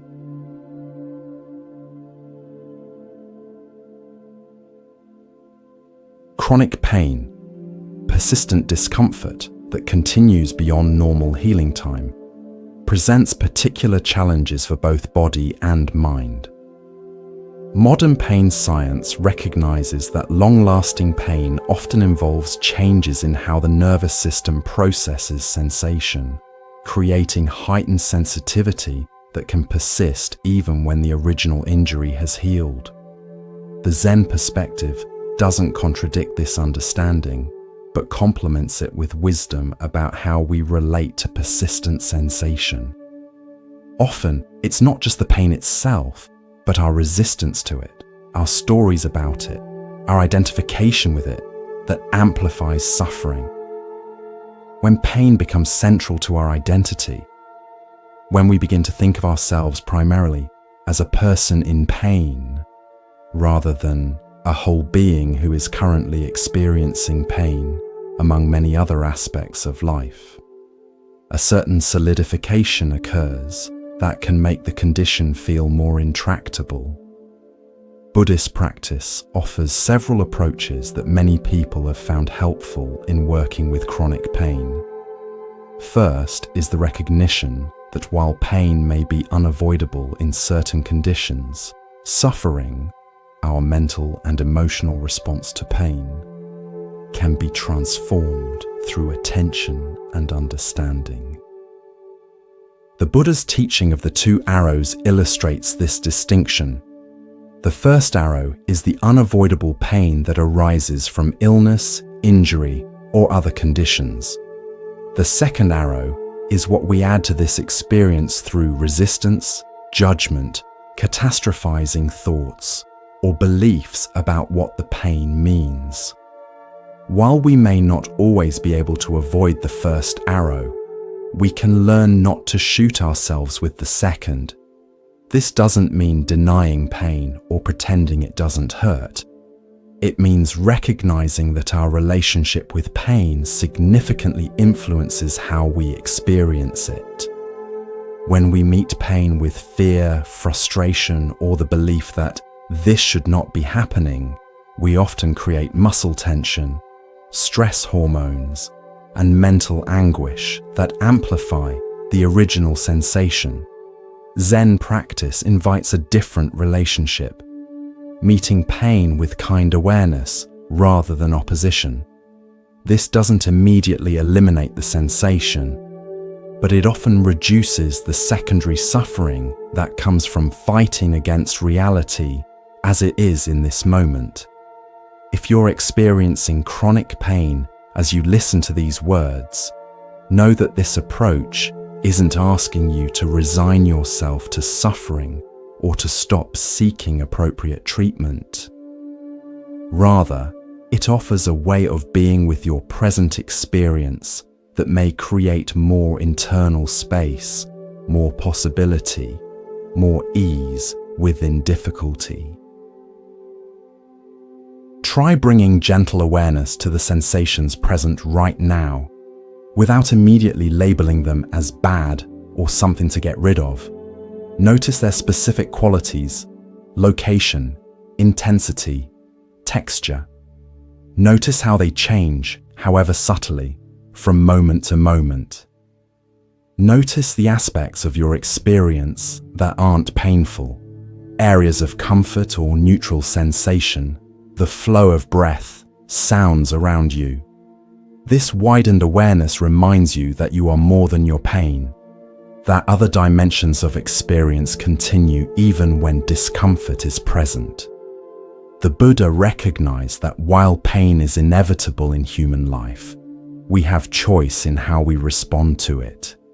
This choice doesn't mean controlling what sensations arise, but rather how we meet those sensations, with resistance that often increases suffering, or with compassionate awareness that creates space for both acknowledgement and ease.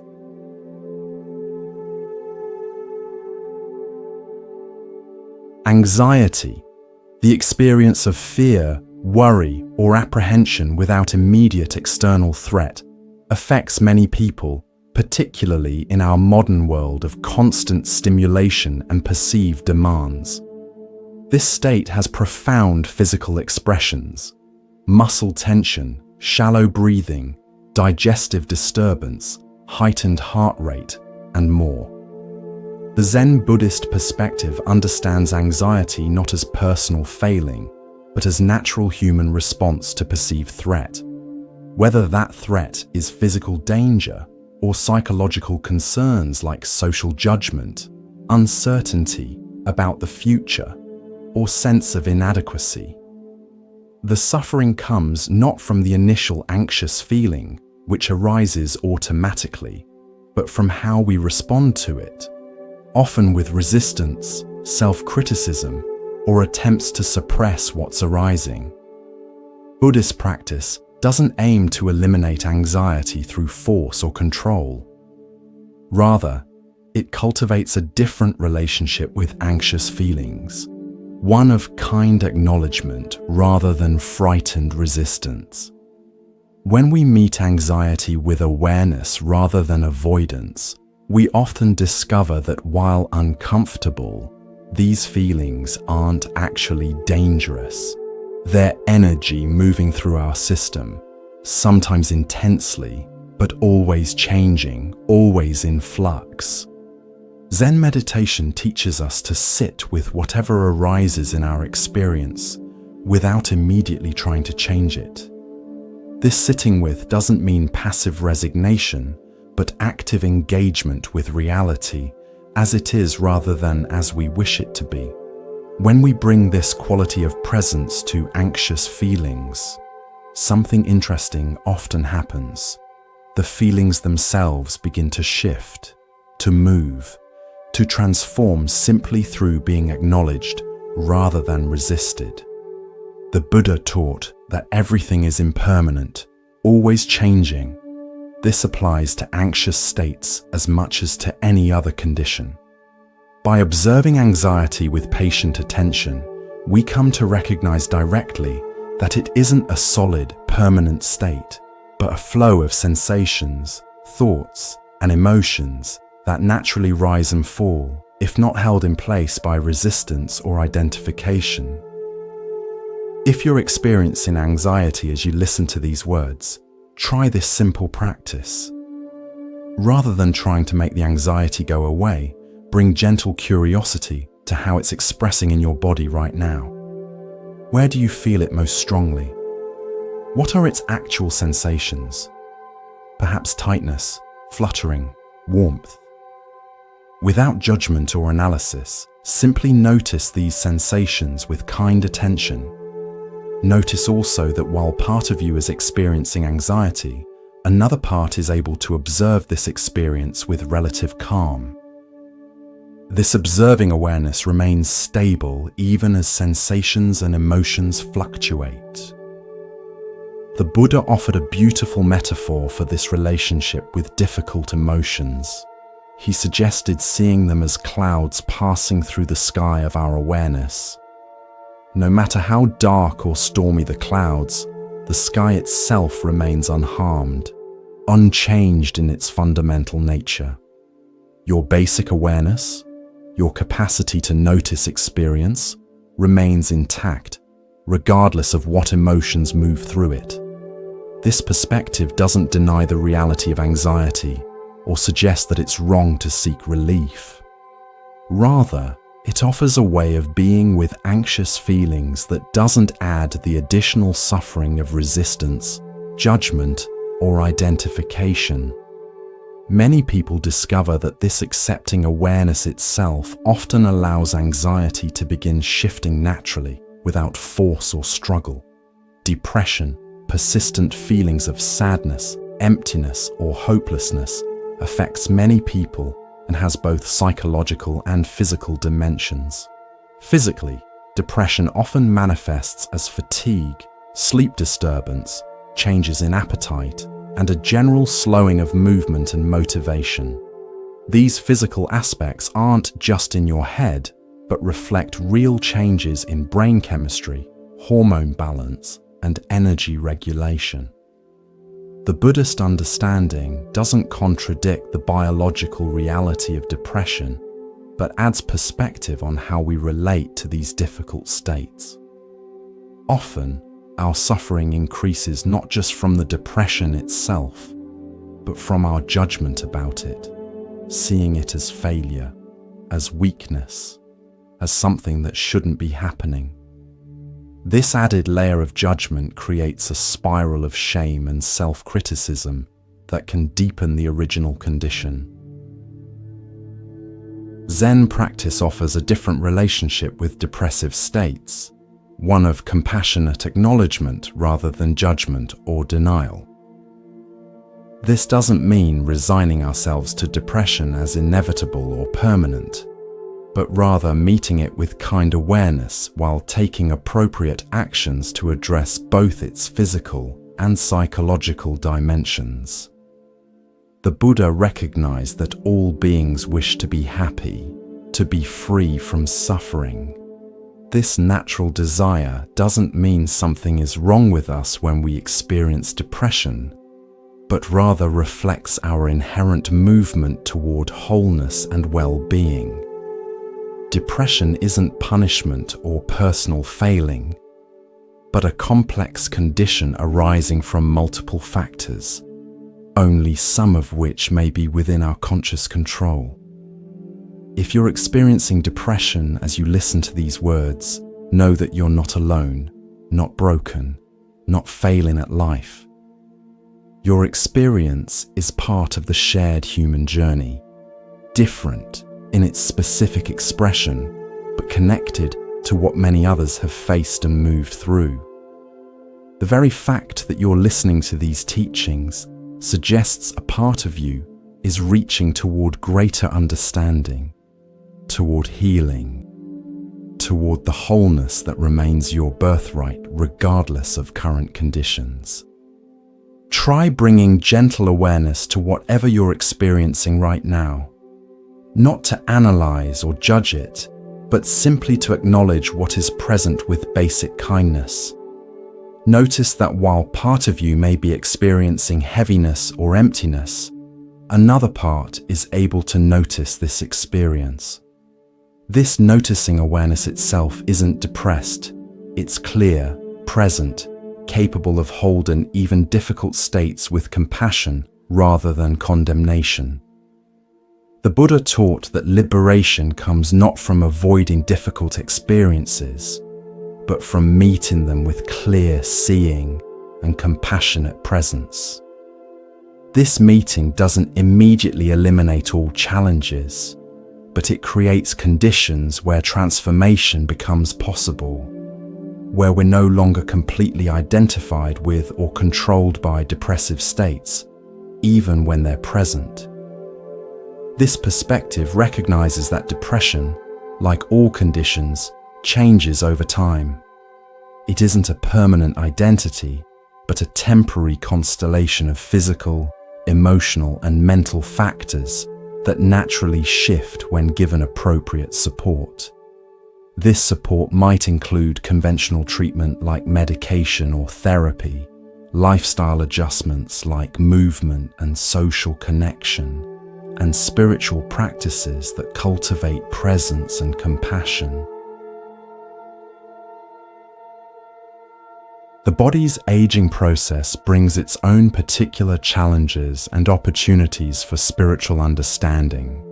As systems naturally change over time, we may experience decreasing physical strength, changes in energy levels, shifts in sleep patterns, and various forms of discomfort that weren't present in youth. The Buddhist perspective on aging is neither denial nor resignation, but clear recognition of natural process. The Buddha identified aging as one of the universal experiences of being human, not something that happens only to the unfortunate few, but a shared journey that connects us across all times and cultures. This recognition doesn't mean we should neglect appropriate care for our aging bodies or resign ourselves to unnecessary suffering. Rather, it invites us to meet the aging process with clear seeing and kind acceptance, taking wise action where helpful while acknowledging what naturally changes over time. Zen practice includes embracing impermanence not as philosophical concept, but as lived reality. We notice directly how everything constantly changes, not just over decades, but moment by moment. This intimate recognition of flow can transform our relationship with aging from resistance and fear to honest acknowledgement and even appreciation for the natural unfolding of life's seasons. If you're experiencing physical changes related to aging as you listen to these words, consider how your relationship with these changes might transform if you met them not as personal failing or cosmic injustice, but as natural process shared by all living beings. What if the aches or limitations weren't problems to be solved or enemies to be fought, but simply aspects of your current experience to be acknowledged with kindness and accommodated with wisdom? The Buddha taught that resistance to natural process creates suffering beyond the inherent challenges of the process itself. When we fight against reality as it is, whether that's the reality of a younger body experiencing temporary illness, or an older body experiencing natural changes, we create a second layer of anguish through our insistence that things should be different than they are. This doesn't mean we shouldn't take good care of ourselves as we age, or seek appropriate treatment for conditions that can be addressed. It means doing so from a place of kind acceptance rather than bitter resistance, recognizing what we can influence while making peace with what naturally changes over time. Many spiritual traditions, including Buddhism, recognize that aging often brings gifts alongside its challenges. Perspective that comes only through lived experience, wisdom born of navigating life's complexities over time, freedom from certain concerns that may have dominated younger years. These gifts don't eliminate physical discomfort, but exist alongside it, part of the complete experience of living a full human life.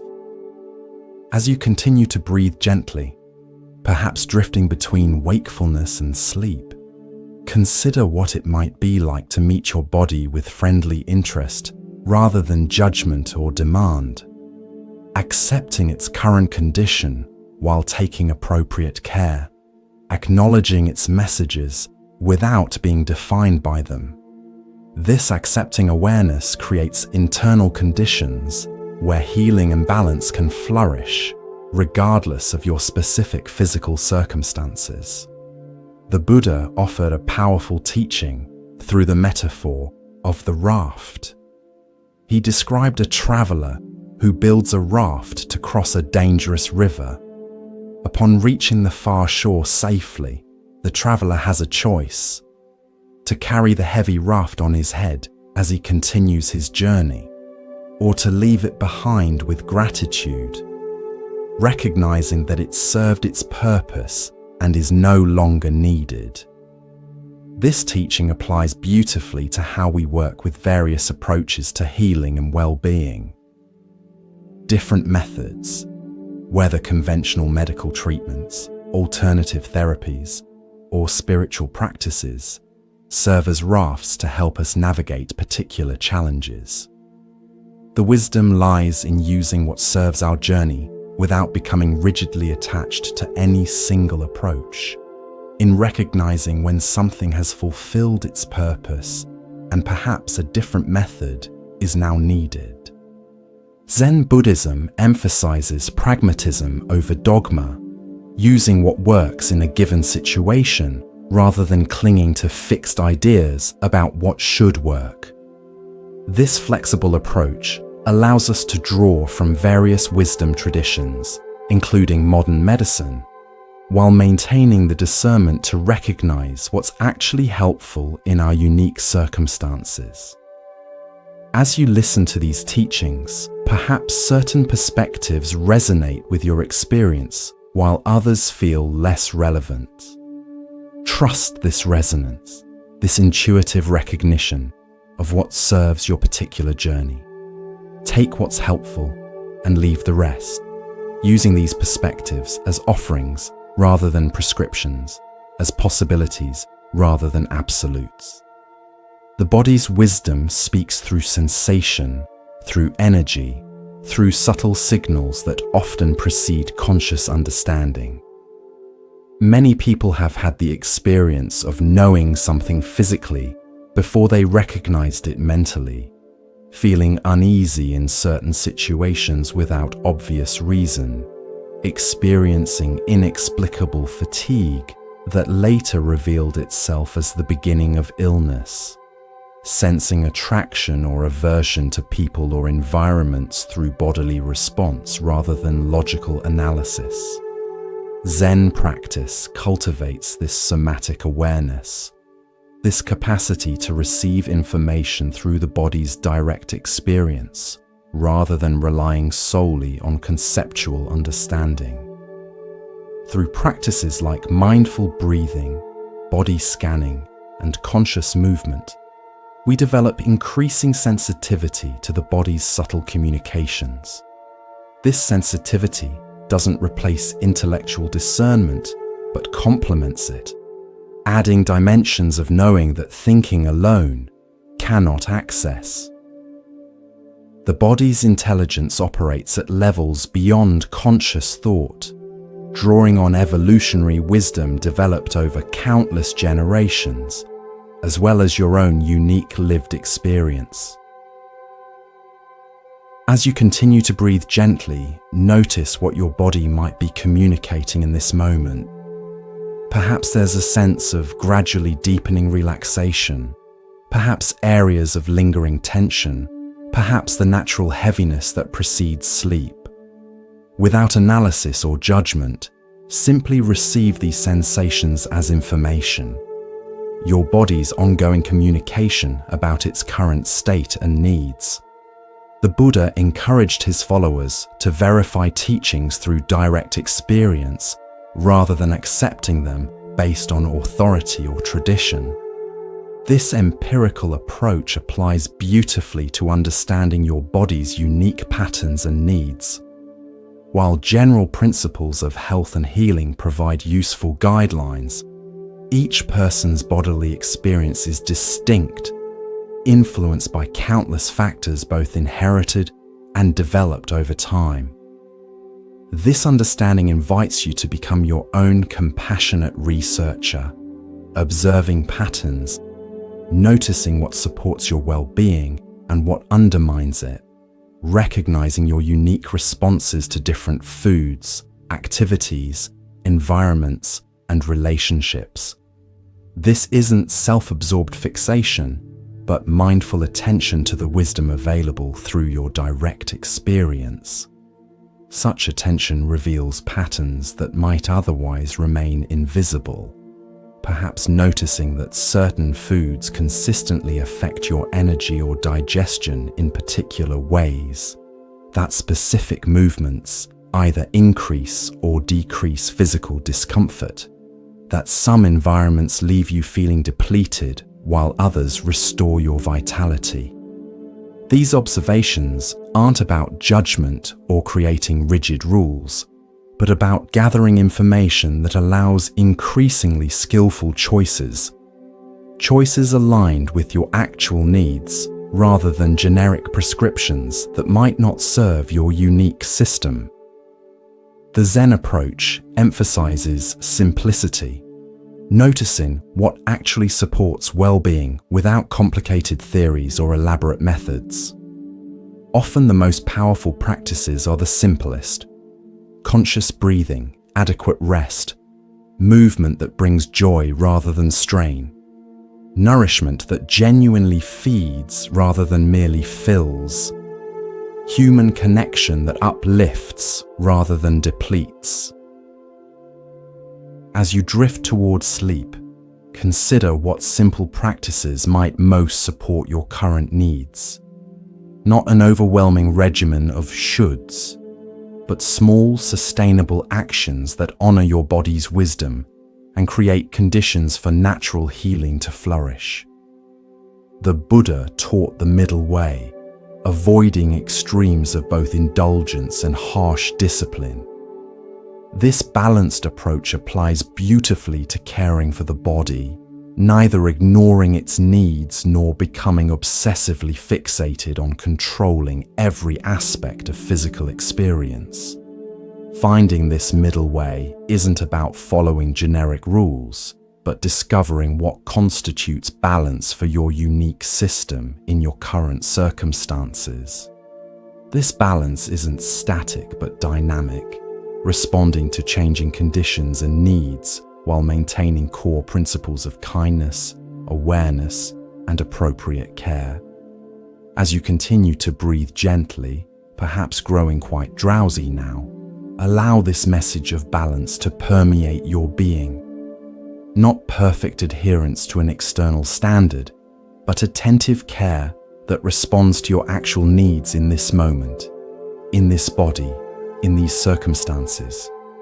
Sleep is a profound teacher in the Buddhist understanding, a natural cycle that reminds us of the rhythm of letting go and returning, of surrendering conscious control and trusting deeper processes to restore and regenerate without our direction. Each night, we practice a kind of small death, releasing identification with our waking self and entering states of consciousness quite different from our daytime awareness. This nightly surrender offers practice for the greater surrenders life inevitably brings. Times of transition, of loss, of transformation that require releasing what was in order to allow what's emerging. When we resist sleep, through worry, through stimulation, through unwillingness to let go of conscious control, we often create suffering beyond the simple fact of being awake when rest would serve us better. Zen practice doesn't try to force sleep, but creates conditions where it can naturally arise. Rather than struggling against wakefulness, we simply rest in present awareness, allowing the body and mind to find their natural rhythm. This non-striving approach often allows the nervous system to shift gradually from alertness to restfulness, creating internal conditions conducive to sleep.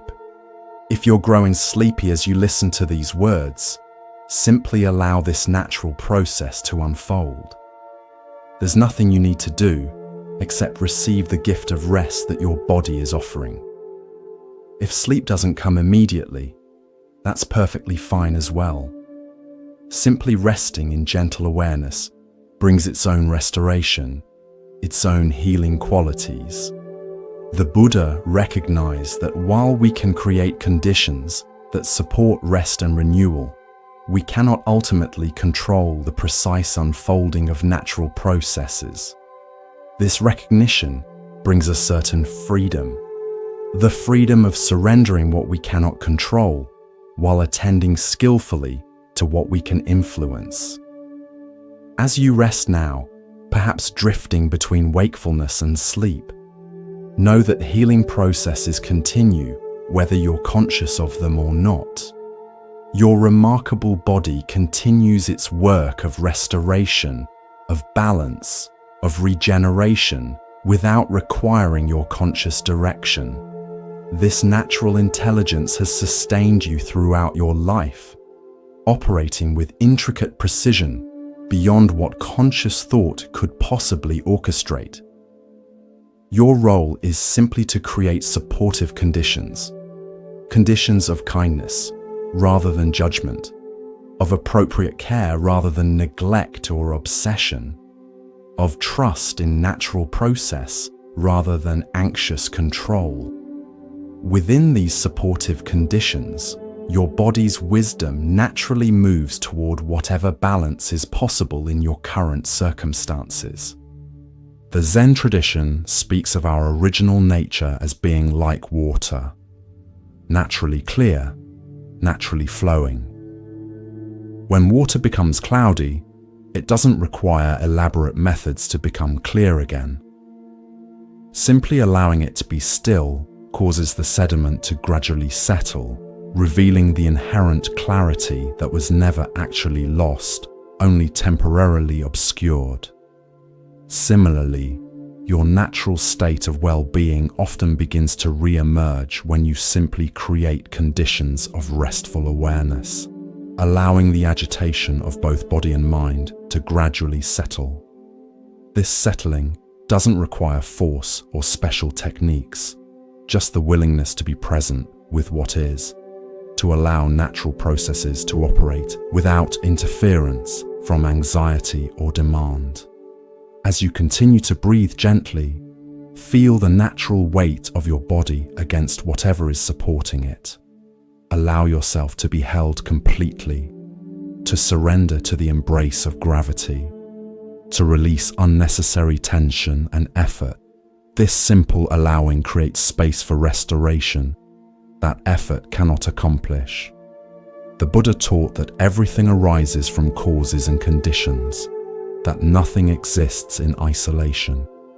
Your current physical state, whatever it may be, has emerged from countless interweaving factors, some within your control and many beyond it. This understanding can bring a certain ease, relieving the burden of believing that you should somehow have complete control over your bodily experience. At the same time, recognizing causes and conditions reveals where skillful influence is possible, not through force or rigid control, but through creating supportive conditions where well-being can naturally flourish. These conditions include not just physical factors like nutrition and movement, but also mental states like kindness toward yourself, emotional qualities like acceptance of what is while taking appropriate action, and spiritual dimensions like finding meaning within challenge rather than being defined by it. The interweaving of these dimensions creates your unique experience in each moment. No single factor determines your well-being, and no single approach addresses all aspects of healing. The wisdom lies in recognizing this complexity without becoming overwhelmed by it, in taking simple, appropriate actions while maintaining perspective on the larger unfolding of your life journey. As you rest now, perhaps quite close to sleep, allow all effort to fall away. There's nothing you need to figure out, nothing you need to solve or control in this moment. Simply receiving these words, these gentle reminders of what you already know at some level, that your body carries profound wisdom, that healing unfolds in its own time and way, that beneath whatever challenges you may face, your essential nature remains whole, unharmed, capable of renewal. The Zen tradition speaks of original face, the aspect of ourselves that exists prior to all conditioning, all experiences, all identifications with temporary states. This original nature remains intact regardless of physical condition, emotional state, or life circumstances. It isn't damaged by illness, isn't diminished by limitation, isn't defined by any particular experience, but rather holds all experience within its spacious awareness. Connecting with this original nature brings a profound sense of peace, not because external conditions have changed, but because we recognize something within us that remains untouched by changing conditions. This recognition doesn't eliminate physical challenges, but transforms our relationship with them, from identification to compassionate witnessing. As you drift towards sleep, allow yourself to rest in this witnessing awareness, the aspect of yourself that notices sensations, thoughts, and emotions without becoming completely identified with their content. This spacious noticing creates room for healing, for transformation, for the natural movement toward balance that is your birthright. The Buddha offered a beautiful metaphor for this relationship with experience. He suggested seeing sensations, thoughts, and emotions as clouds passing through the sky of our awareness. No matter how dark or stormy the clouds, the sky itself remains unharmed, unchanged in its fundamental nature. Your basic awareness, your capacity to notice experience, remains intact regardless of what moves through it. Rest now in this sky-like awareness, allowing all experience to move naturally, without resistance, without grasping, without unnecessary commentary. In this simple allowing, a profound healing often begins, not through effort or control, but through creating space where natural intelligence can operate unimpeded. If sleep comes now, receive it as a gift, surrendering conscious control to the wisdom that continues to operate beyond your awareness. If sleep delays, that's perfectly fine as well. Simply resting in gentle awareness brings its own restoration, its own healing qualities. Either way, know that you're exactly where you need to be in this moment, held in the embrace of a universe that includes both challenge and renewal, both difficulty and ease, both the particularity of your unique journey and the universality of experiences shared by all living beings. The Buddhist understanding of interconnection reminds us that we're never truly isolated in our experience, never completely separate from the web of life that sustains us in every moment. Your breath connects you to the plants that create oxygen, to the atmosphere that holds it, to all beings who share this essential rhythm of receiving and releasing. Your body contains elements that have existed since the beginning of time, temporarily configured in this particular form, eventually to return to the greater whole from which they arose. This interconnection doesn't eliminate the uniqueness of your journey or the specificity of your challenges. Rather, it places them within a larger context, reminding you that whatever difficulties you face them as part of humanity's shared experience, as part of life's ongoing unfolding. The Buddha recognized both the universality of human suffering and the universality of the potential for liberation from suffering.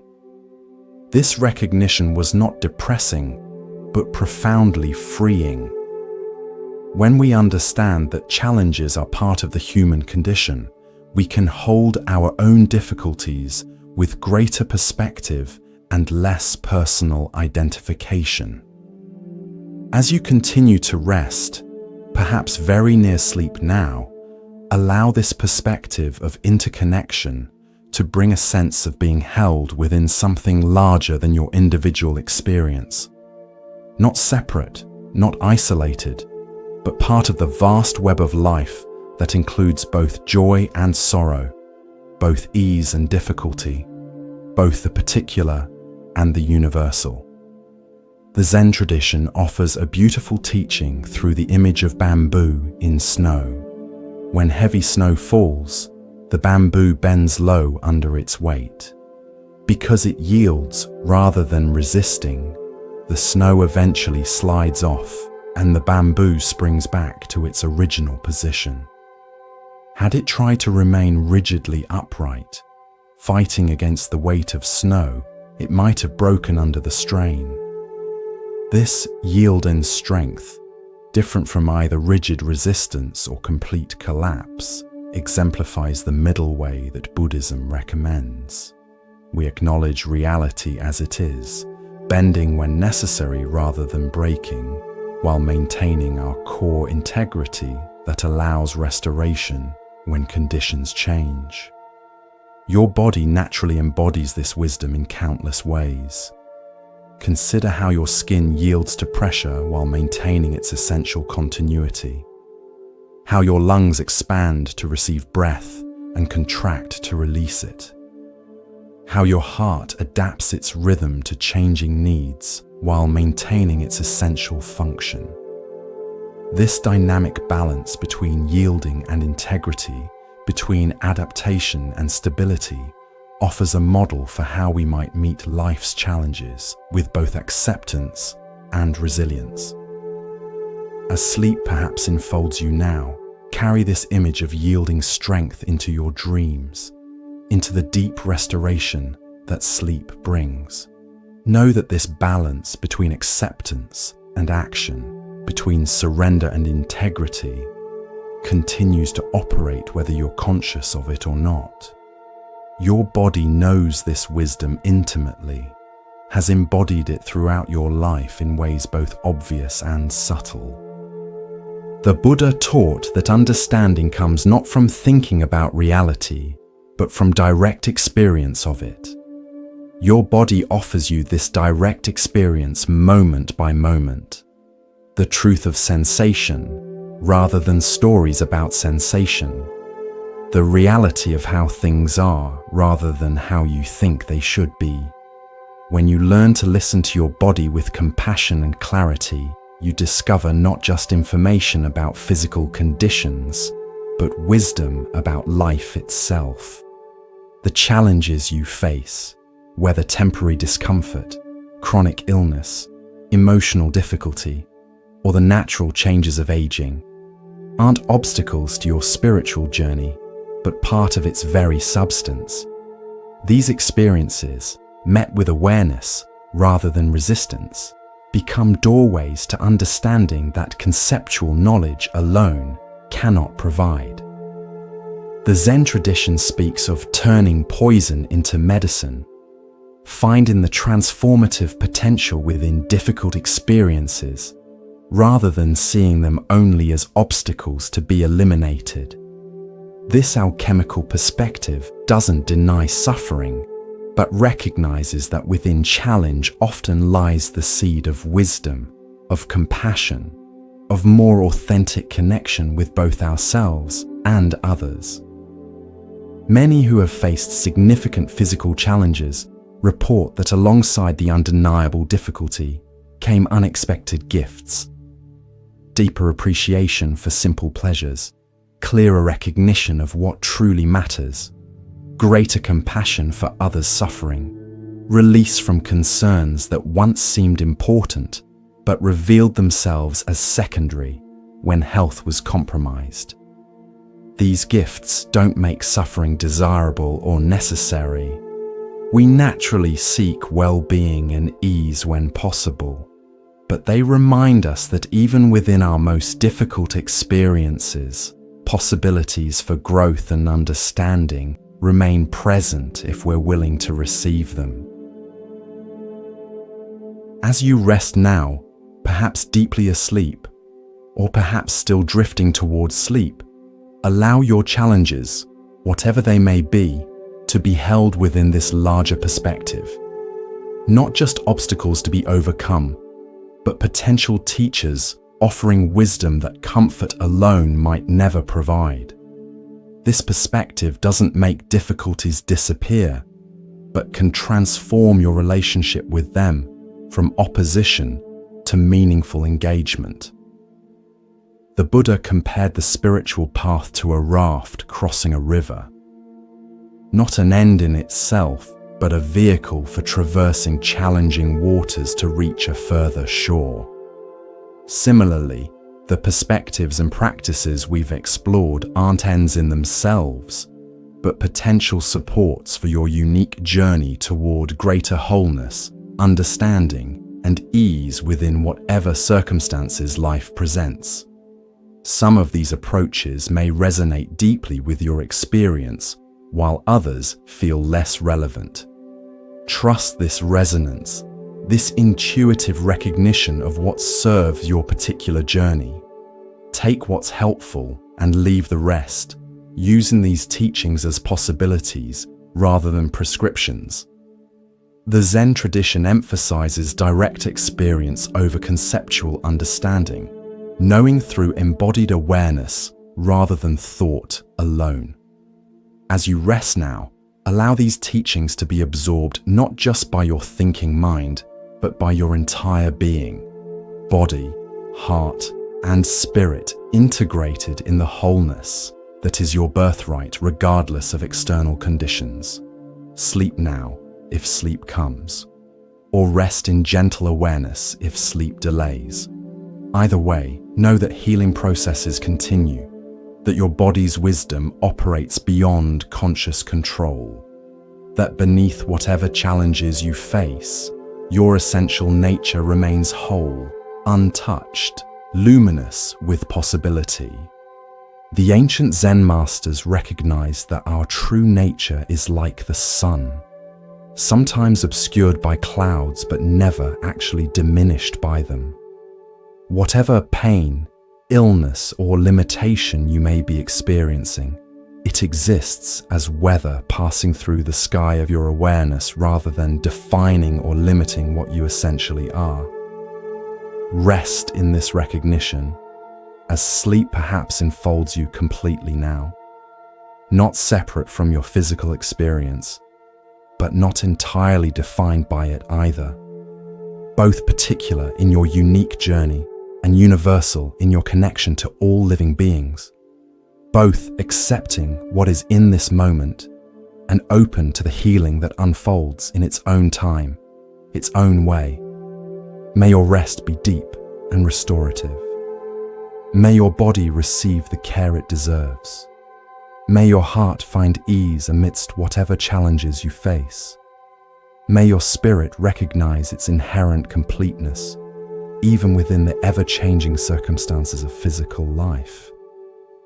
May you know yourself as both this particular human form with its unique journey and the boundless awareness that holds all experience with compassionate understanding.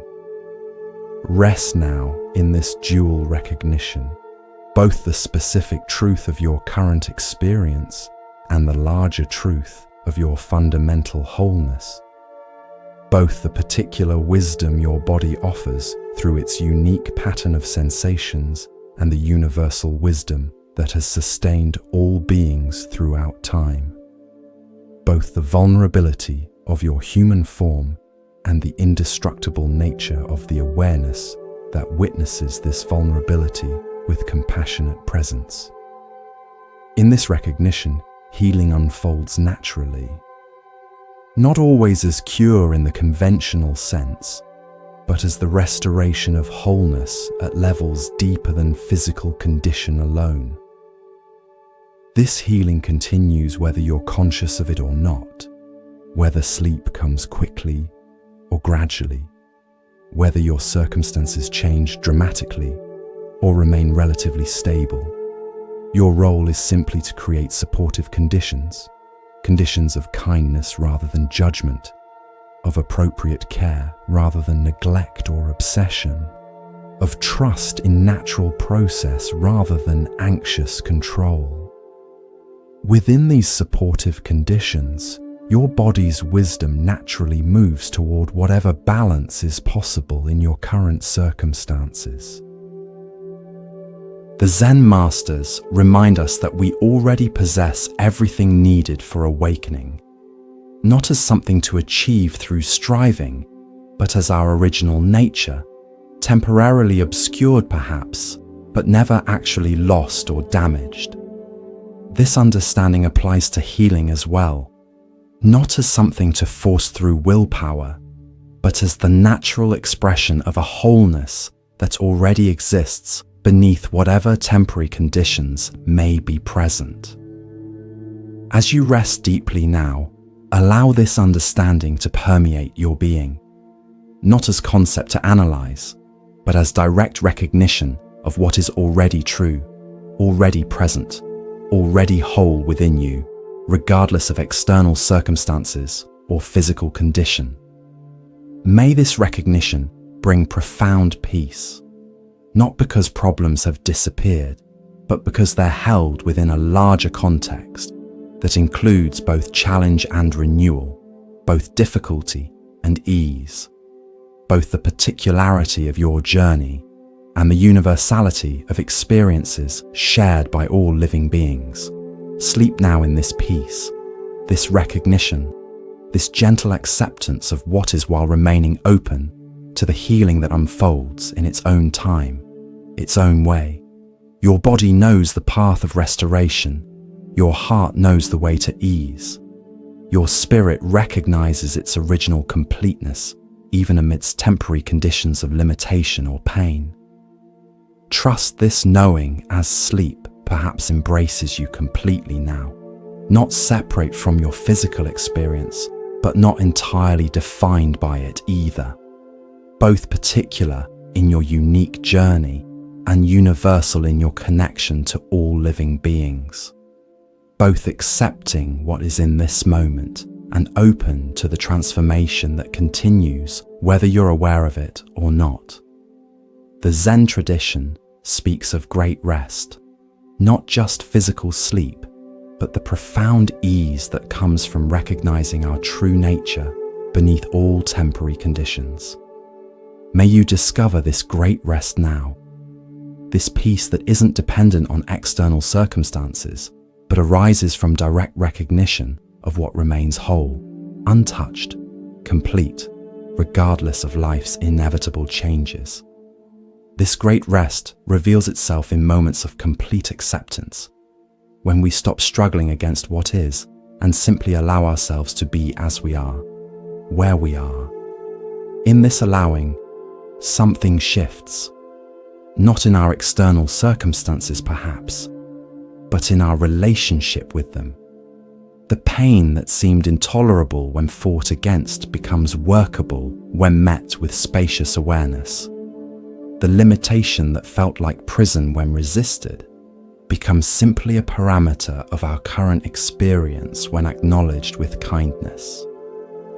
Zen teacher Shunryu Suzuki offered this profound guidance. In the beginner's mind, there are many possibilities. In the expert's mind, there are few. This beginner's mind, approaching each moment fresh, without preconceptions about what should or shouldn't be happening, creates space for new possibilities that our habitual patterns of thinking might never discover. When we meet our body sensations with this beginner's mind, we sometimes find that what seemed solid and unchangeable is actually fluid, always in process. As you rest now, perhaps drifting in and out of sleep, imagine approaching your physical experience with this quality of not knowing, of genuine curiosity rather than fixed ideas. What might you discover if you temporarily set aside your interpretations of sensations and simply felt them directly, without the overlay of concepts or judgments? This direct experiencing often reveals subtleties and nuances that our quick categorizations miss entirely. The Buddha taught that our suffering often comes not from pain itself, but from our response to pain, our resistance to it, our stories about what it means, our identification with it as defining who we are. When pain arises, we naturally want to push it away, to fix it, to make it stop. This fighting energy creates tension in both body and mind, often amplifying the very discomfort we're trying to escape. Zen practice offers a different possibility, meeting pain with kind awareness rather than opposition.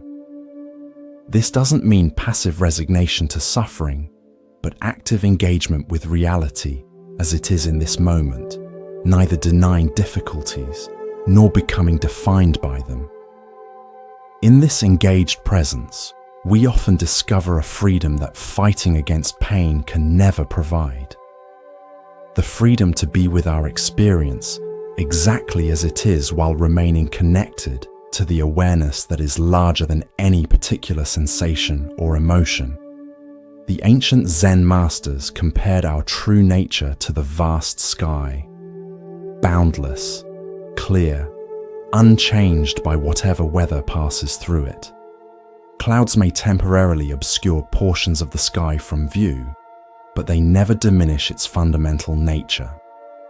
Similarly, pain, illness, or limitation may temporarily dominate our awareness, but they don't reduce or damage the essential consciousness that witnesses these experiences.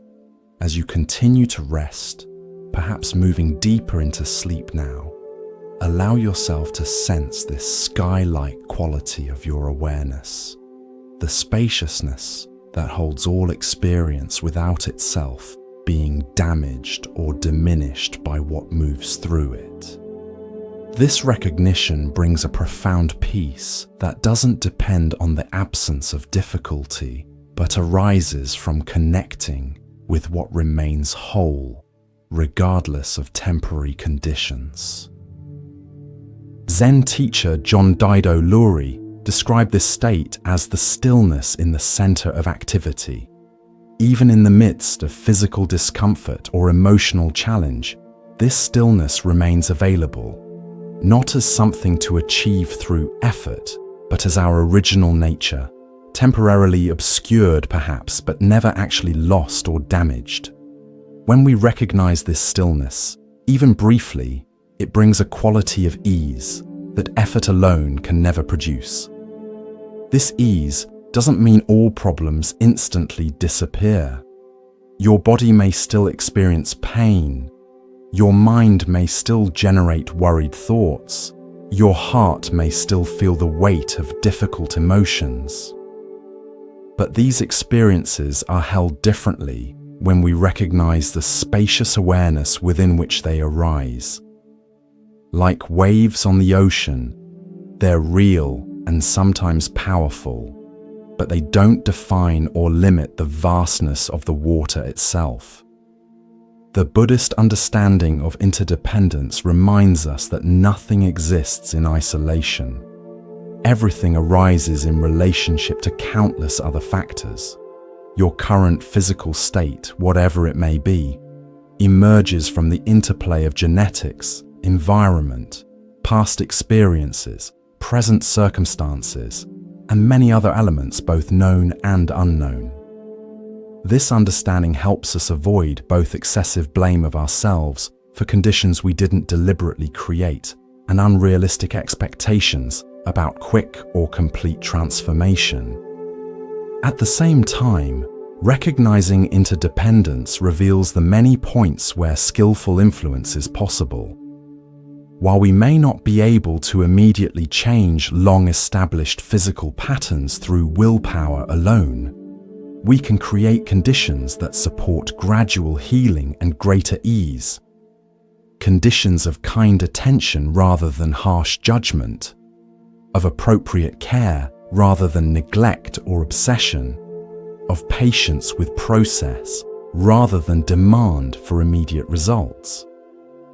As you breathe gently, allowing sleep to come in its own time, consider how your relationship with your body might shift if you approached it not as something broken to be fixed or enemy to be conquered, but as wise companion on your journey, sometimes challenging, yes, but also constantly working toward balance, constantly communicating important information, constantly supporting your life in countless ways you may not even notice. The Zen tradition offers a beautiful teaching through the parable of the ox herder. In this ancient series of images, a young herder searches everywhere for his lost ox, representing our true nature that seems to be missing. After much seeking, he discovers the ox's footprints, then glimpses the ox itself, then gradually learns to work with it rather than fighting against it, and finally rides the ox home in perfect harmony. This parable illustrates our journey with the body as well. We often begin by feeling disconnected from our physical experience, either ignoring its messages until they become too loud to dismiss, or fighting against them as unwelcome intrusions. Gradually, we learn to recognize the body's communications, to work with its wisdom rather than against it, and eventually to experience a harmony between awareness and physical form that transforms our entire relationship with embodiment. This harmony doesn't mean perfect health or complete freedom from discomfort. Rather, it represents an integration where we neither ignore the body's reality nor become completely identified with it, where we honor its messages while recognizing that we are more than our temporary physical conditions.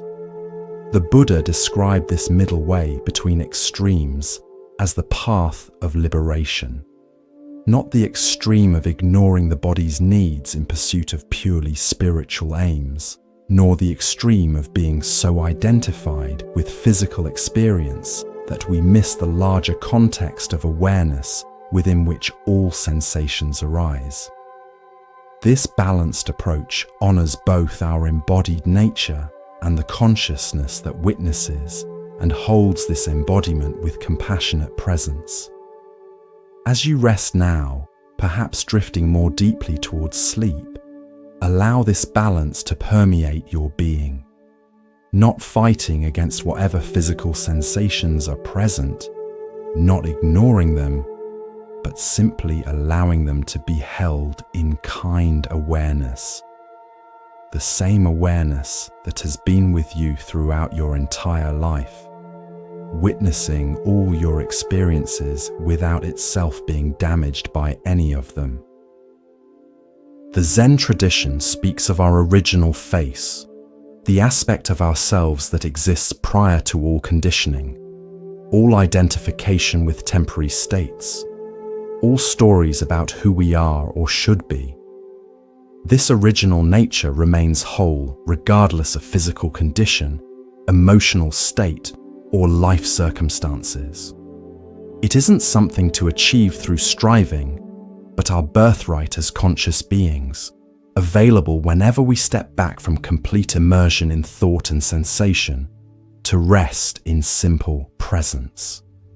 This presence has a quality of inherent peacefulness, not because it denies difficulties, but because it holds them within a larger context that includes both challenge and ease, both limitation and possibility, both the specificity of our individual journey and the universality of experiences shared by all living beings.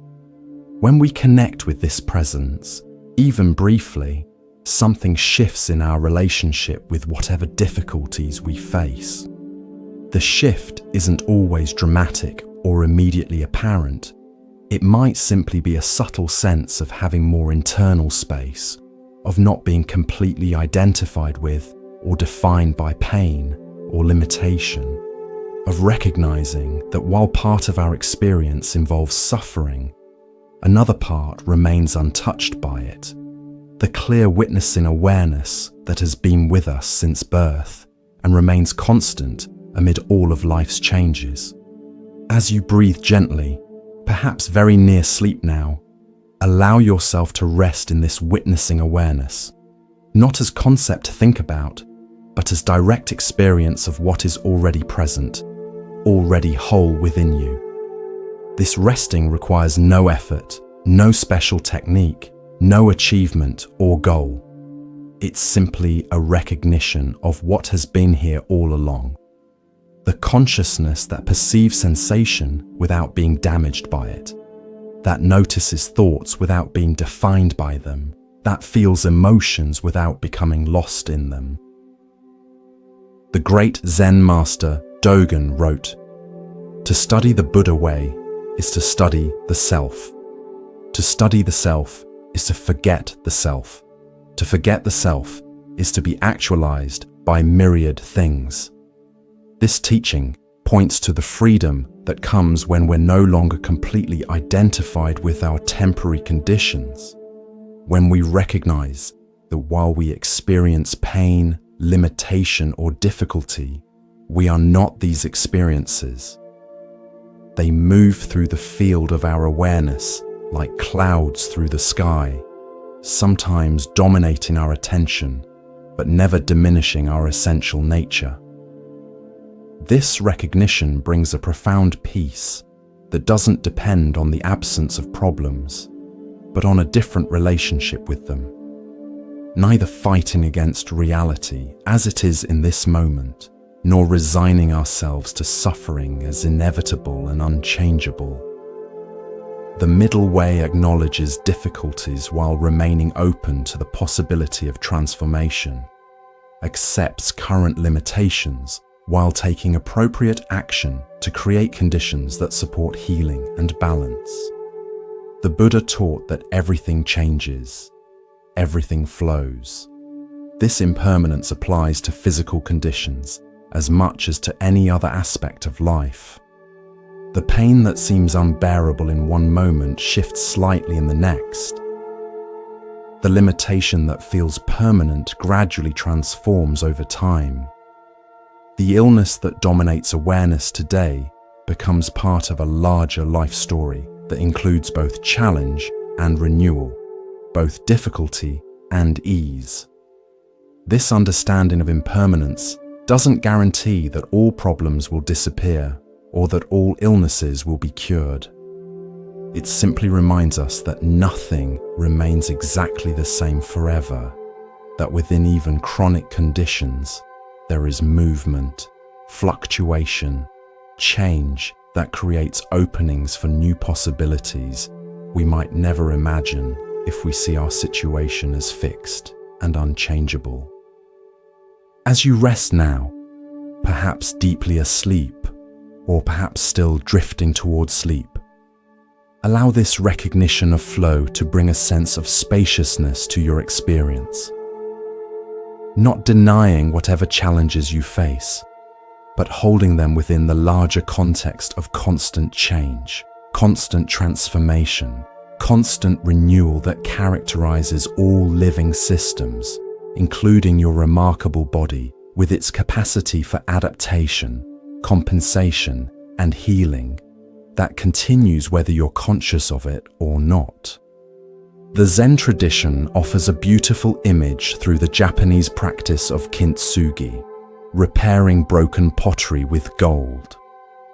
Rather than trying to hide the cracks or damages, this art form highlights them with precious metal, creating an object that is arguably more beautiful and certainly more unique after being broken and repaired than it was in its original state.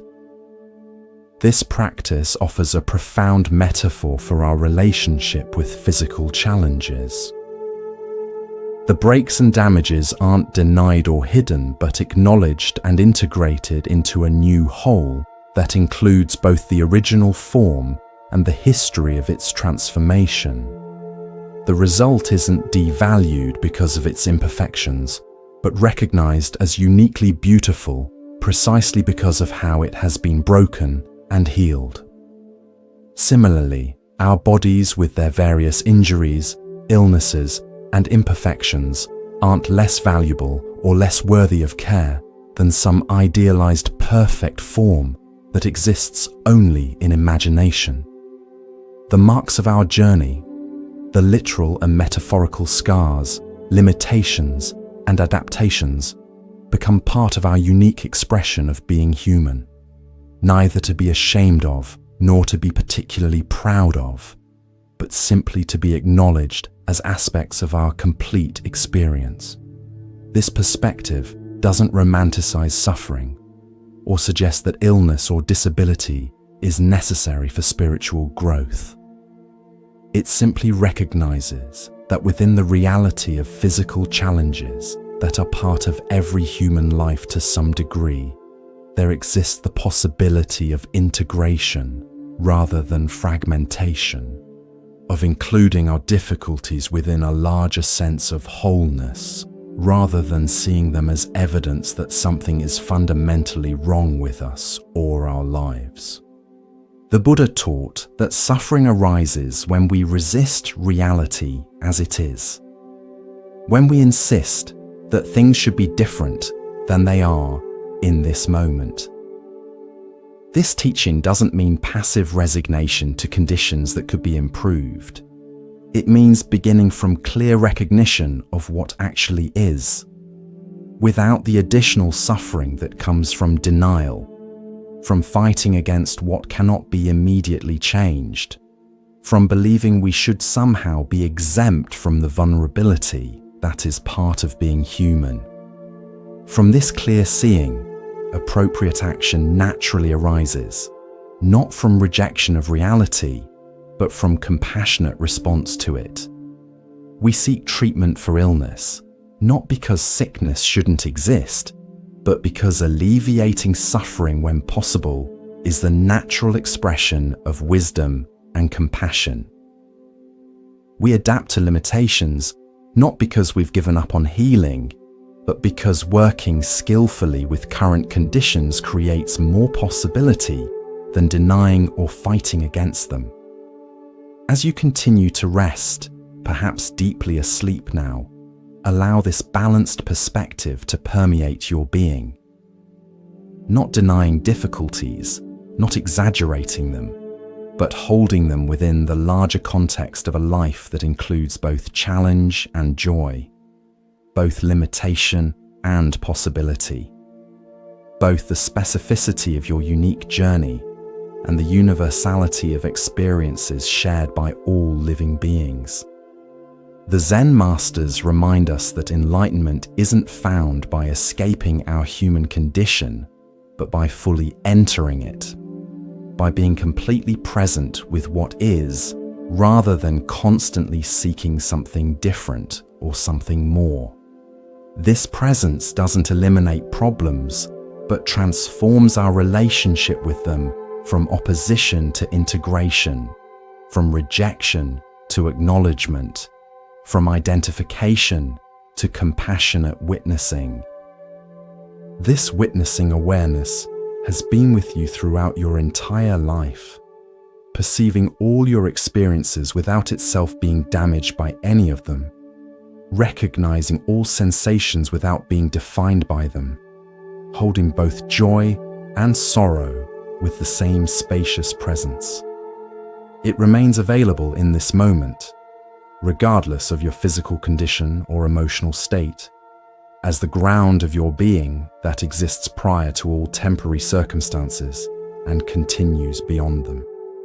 Rest now in this awareness, as sleep perhaps holds you in its gentle embrace, not striving, not seeking, not trying to change anything, but simply allowing natural processes to unfold in their own time, in their own way. Your conscious mind can rest completely, trusting the wisdom that continues operating beyond thought, beyond effort, beyond control.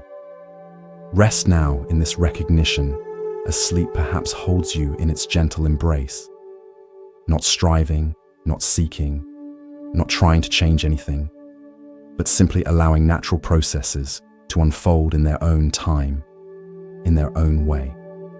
Your conscious mind can rest completely, trusting the wisdom that continues operating beyond thought, beyond effort, beyond control. May your sleep be deep and restorative. May your dreams be peaceful. May you wake refreshed and renewed, carrying the gentle wisdom of these teachings into your day. And may all beings find this same peace, this same recognition of their fundamental wholeness, regardless of external conditions or temporary limitations. Rest now in the embrace of this universal wish for well-being that includes both yourself and all living creatures. Not separate, not isolated, but part of the vast web of life that has sustained all beings throughout time and continues to support you in this moment, in this breath, in this gentle letting go into sleep and restoration.